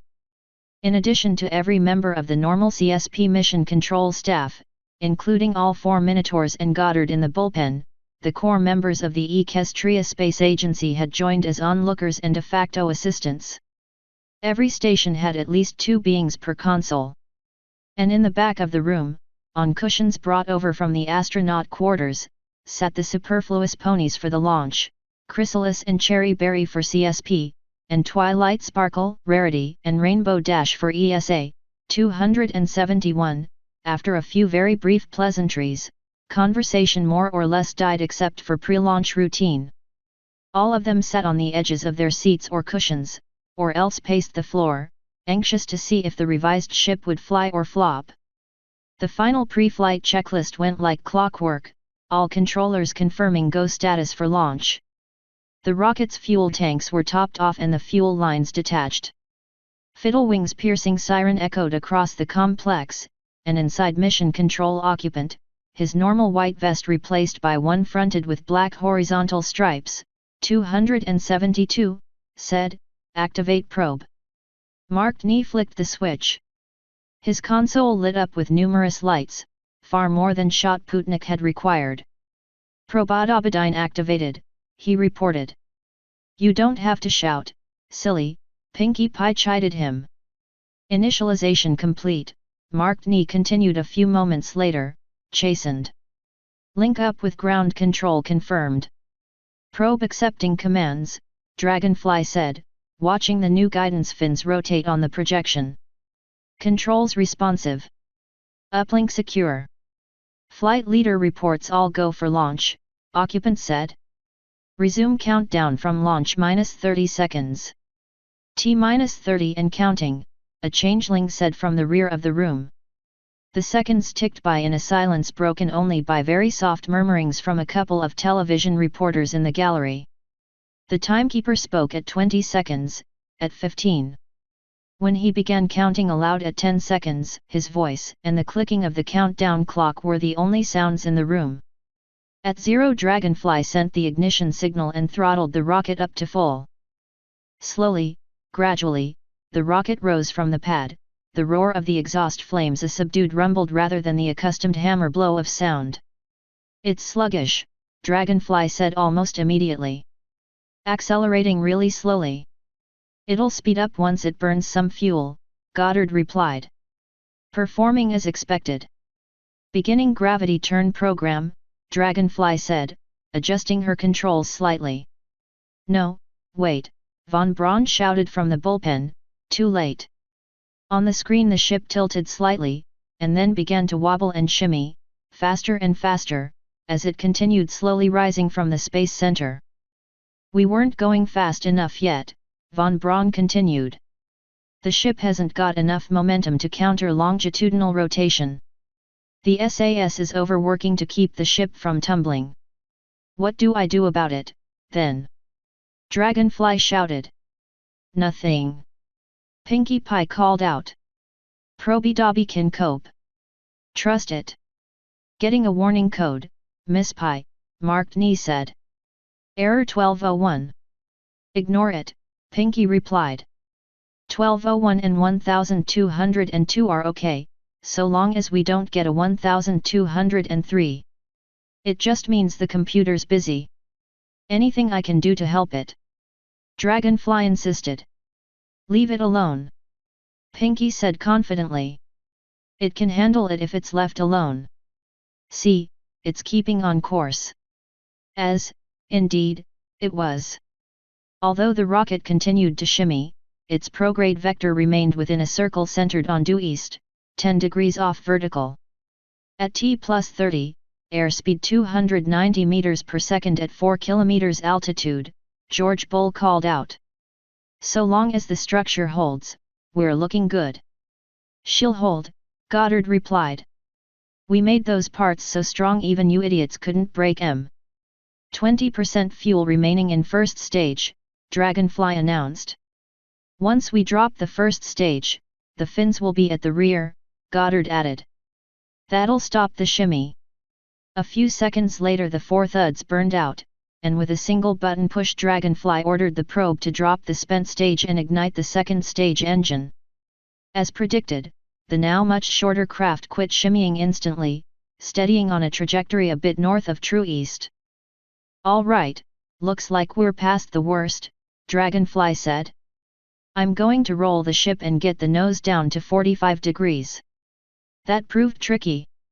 The tiniest touch of hoof to controls, by the time the radio signal went through the probe computer and out to the new adjustable fins, turned into a massive roll. Hissing, Dragonfly twitched the craft back and forth several times, finally managing to the trajectory, if not the attitude, where she wanted it. "Fins are really twitchy," she finally managed to say in equestrian. "And reaction wheels are a bit sluggish." After a pause she added, "Better than R1, though." 900 meters per second at 33 kilometers, George Bull reported. "Stand by for decoupler test."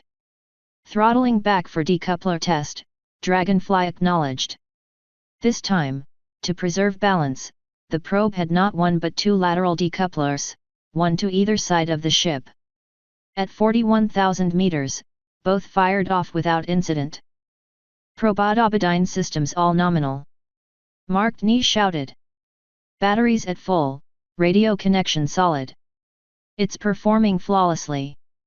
Dragonfly and occupant both hissed loudly, and Mark Nee flinched. 273. "Don't crow too soon," Chrysalis translated from the back of the room. "Yes," Mark Nee agreed, subdued once more, "that's probably a good idea." "Third stage ignition confirmed," Dragonfly said, as on the wall the second stage with its large fins dropped rapidly away from the remaining ship. "Solar panels recharging batteries," Mark Nee murmured. "All is going." "Don't crow too soon," Chrysalis reminded him. "Opening bay doors," Dragonfly replied. "Thermometer working normally, readings coming through clearly." Data transmission is draining power a bit faster than the solar panels generate it, von Braun observed. We'll have to be careful about that, especially on the night side of the planet. Shutting it down, Dragonfly repeated. Does that correct things? Von Braun watched the readouts over Marked Knee and Pinkie Pie's shoulders. It appears to, he said at length. The relay stations we set up for Shotputnik are working fine. Marked Knee announced. Transfer to the Germany station was smooth, and Stalingrad is standing by. Don't crow. I know, Marked Knee moaned, settling back into his chair. 3, 2, 1. Miko. Miko. Dragonfly replied, ordering Mission R2 to shut down its engine. After a moment's observation, von Braun said, trajectory correction, 2 seconds prograde at 20% throttle.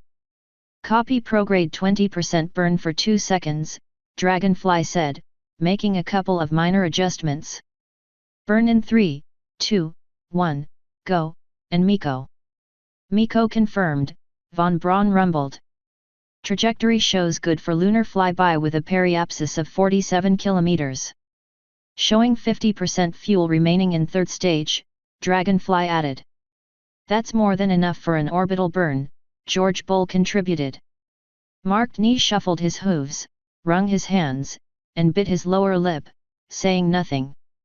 You may crow now, Dr. Knee, Chrysalis shouted. Yes. Marked Knee leapt to his feet, throwing his fists in the air with a bellow that shook the press gallery glass. Pinkie Pie jumped up onto the console behind them and, standing on her hind hooves, joined the Minotaur in a dance of celebration. 274. You know, Twilight Sparkle said, this automated control system will save a lot of Astromares' lives. Who cares? Chrysalis waved away this minor concern. We're going to the moon. Footnotes 270, mostly because it took 3 or 4 attempts to figure out how to pronounce Probodobadine. 271, and Fluttershy. Nobody had expected Fluttershy to show up, but she had, and to everyone's surprise she took a seat next to Dragonfly's Capcom/remote pilot station. Rainbow Dash had spent the first hour of preparations making sure the trembling, flinching ball of nerves was all right, but Fluttershy kept her eyes focused on the wall and the telepresence spell projection of Mission R2's rocket and control readouts. Meanwhile Applejack shadowed occupant at the flight director's position, Starlight Glimmer joined Pinkie Pie, Goddard and the Minotaurs in the bullpen, and Spike quietly kept coffee and snacks coming from Heavy Frosting's kitchen. 272, given to him by Chrysalis herself, after she had it made overnight by a Or-Eaton dressmaker. It was meant as a reminder that he was, most literally, on probation. 273, along with more than half the ponies in the Mission Control building. 274, this time it was the Funky Chicken, although Pinkie had to temporarily violate the law of gravity to execute the full step. 48 hours later, the telepresence projection showed the probe rapidly approaching a crater-marked sphere. The crowds outside didn't return, but the press and the members of the Equestrian Space Agency had. 275.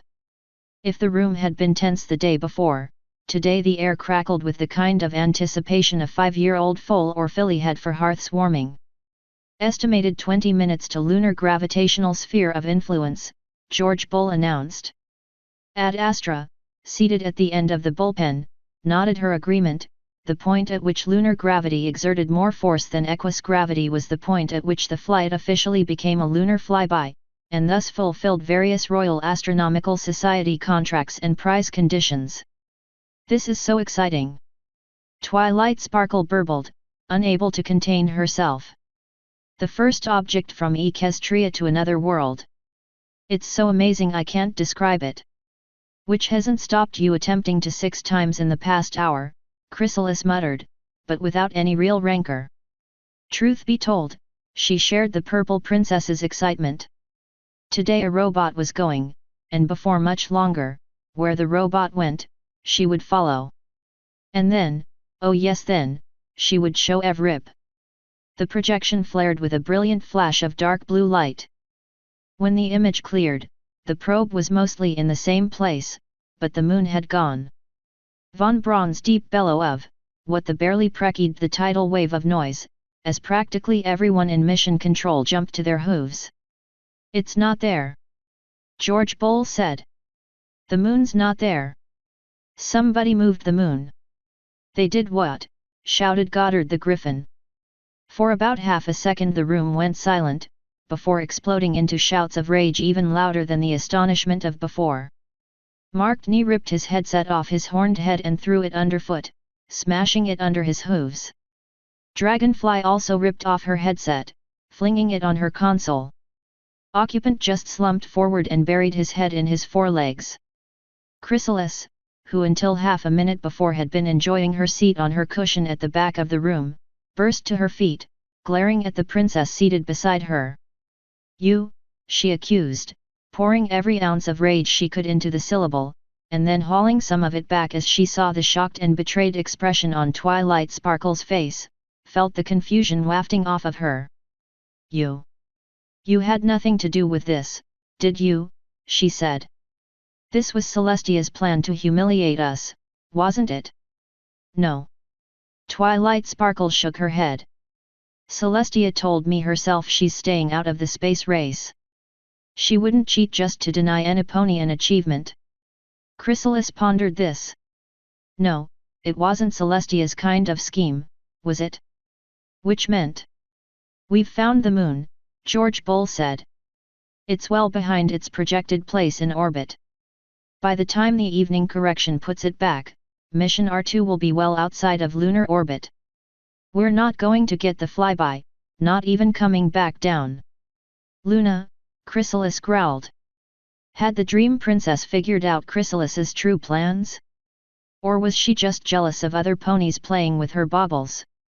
As if in answer, the mission control doors opened to reveal a Bat Pony Royal Guard stallion flanked by 2 members of CSP security. "I bring a message," the guard said, "for Chrysalis, Queen of the Changelings." Stepping around Twilight Sparkle, Chrysalis stood in front of the intruder. "I am Chrysalis," she said formally. "Deliver your message." "My mistress bids me declare that neither the Changeling space program, nor any other, shall be permitted near her moon without her consent," the guard continued. "She also has a private message for Chrysalis personally." "Really?" Gesturing back to the doors, Chrysalis followed the guard and her changelings out into the hallway.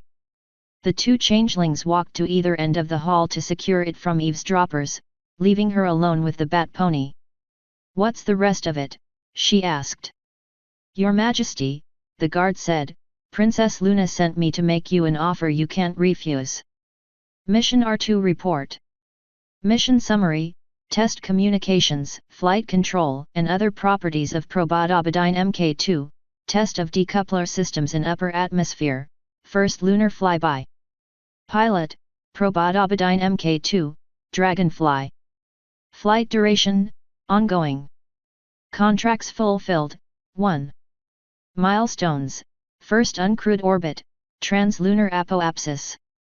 Conclusions from flight: not our fault. Mission assessment: a success that failed to succeed. Footnote 275, except for Fluttershy, who had seen what she wanted to see on launch day. She spent the day in bed with an ice pack on her head while her animals fed her daffodil soup and chamomile tea. Author's note: "Well, this one turned out to be a lot bigger than I expected. Again. Here's what those of you who have chipped into my Patreon have mostly been funding. And if you haven't been chipping in, please consider it. It's been a rough year so far on the convention circuit. https://www.patreon.com/chrisoverstreet. Mission R1 was deliberately crafted, by me, to fail. Stay Putnik is the first robot probe unit available in Kerbal Space Program's tech tree. Most players skip over it for Probodiabodine, the next tech tree tier up, because it's not difficult to get the science required to unlock that tier in the vanilla installation. Stay-Putnik's lack of reaction wheels and SAS controls make it pretty much useless without RCS thrusters, and you have to go a long way up the tech tree before you can unlock those. But I wanted to include it, specifically so I could show it failing. Ironically, R1 could have succeeded had I added tail fins. I did roughly the mission with tail fins and sandbox afterwards, and with some difficulty I achieved a lunar flyby. However, the base-level non-upgraded VAB limits the user to 30 parts in career mode, so the R1 that flew for this story couldn't have both the fins and all the science gear. But the decision to have R1 and Stay-Putnik fail leads to the story problem: how do you get from Stay-Putnik to Probot-Obadine very, very quickly? That's where Pinkie Pie's involvement comes in. We use the word genius as a synonym for smart, but that's not how the word was originally used. Genius and Genesis have the same Greek root. A genius is a person who brings new ideas into the world, new ways of thinking, new creations. The two things we need to remember are, 1. You only have to be a genius once in your life to be a genius for the rest of your life, and 2. Most true geniuses think so differently from everybody else that eccentric is only the start of it. In canon, Pinkie Pie is obviously a genius, so for story purposes I used her to bail out CSP and, at the same time, find a way to contribute to the ESA effort after her ESA Flight 5 funk. The pink mare, Pac-Man, pun made, at least in my mind, the perfect explanation. Blame the fans who complained about Pinkie Pie's departure from ESA and Skyrider's contraptionology if the above explanation doesn't satisfy.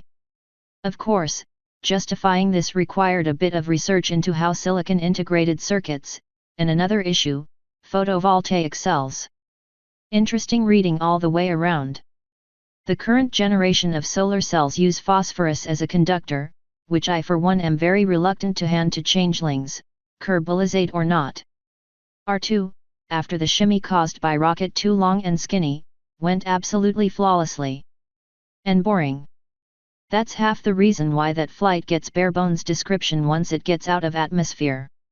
The other half is, after over 6 months of puttering along with this with my all too scarce free time and energy, I wanted this chapter to end now, please. A sentiment I suspect some readers will agree with by the time Mission R2 launches. Finally, this chapter allowed me to explore Go Fever without putting any cast members on the line. And it also allowed me to give an in-story reminder that Chrysalis is not a nice person. She loves her followers strictly on her own terms, and she's definitely not above tormenting them for her own satisfaction. Her only limits in this regard are utility. She's not going to screw herself over down the road for temporary sadistic thrills today. That's why she backed down so quickly when Cherry Berry finally intervenes. It's also why Mark Knee didn't get his walking papers. She wasn't willing to risk losing the other 3 Minotaurs to Solidarity. Next time, a lot of missions are going to be resolved off-screen, so we can focus on the important bit, Luna's first-hand investigation of CSP, which will include her own VIP tourist flight. Oh, by the way, spoiler alert. Rarity wink. References: beyond the obvious, Gorga is the pony version of Zack Khan, one of the earliest video games to attempt 3-dimensional gameplay. Easy Scrymy is the Pony Magic 8-Ball, which was the first thing I ever sent off a mail order for, when I was 8. I regret using a Space Invaders reference 2 different ways, but having done both I couldn't give up either. Note for expanded scene, Pinkie Pie gives an outstandingly bad description of what was the first steps in the development of fuzzy logic, or exploring the possibility that flexible responses could produce better results than the rigid rules computers had operated by. George Bull responds as critics of fuzzy logic did in the early days. Unfortunately, though I spent my childhood futzing happily with basic programming, Pascal and a particularly bad TA killed my interest in programming, so I'm not up enough on the subject to simulate the discussion any more than this brief bit. I also wanted to include a bit about neural nets and emergent processes as part of the development of AI, but they just don't fit in this story, so that bit got the axe. End author's note.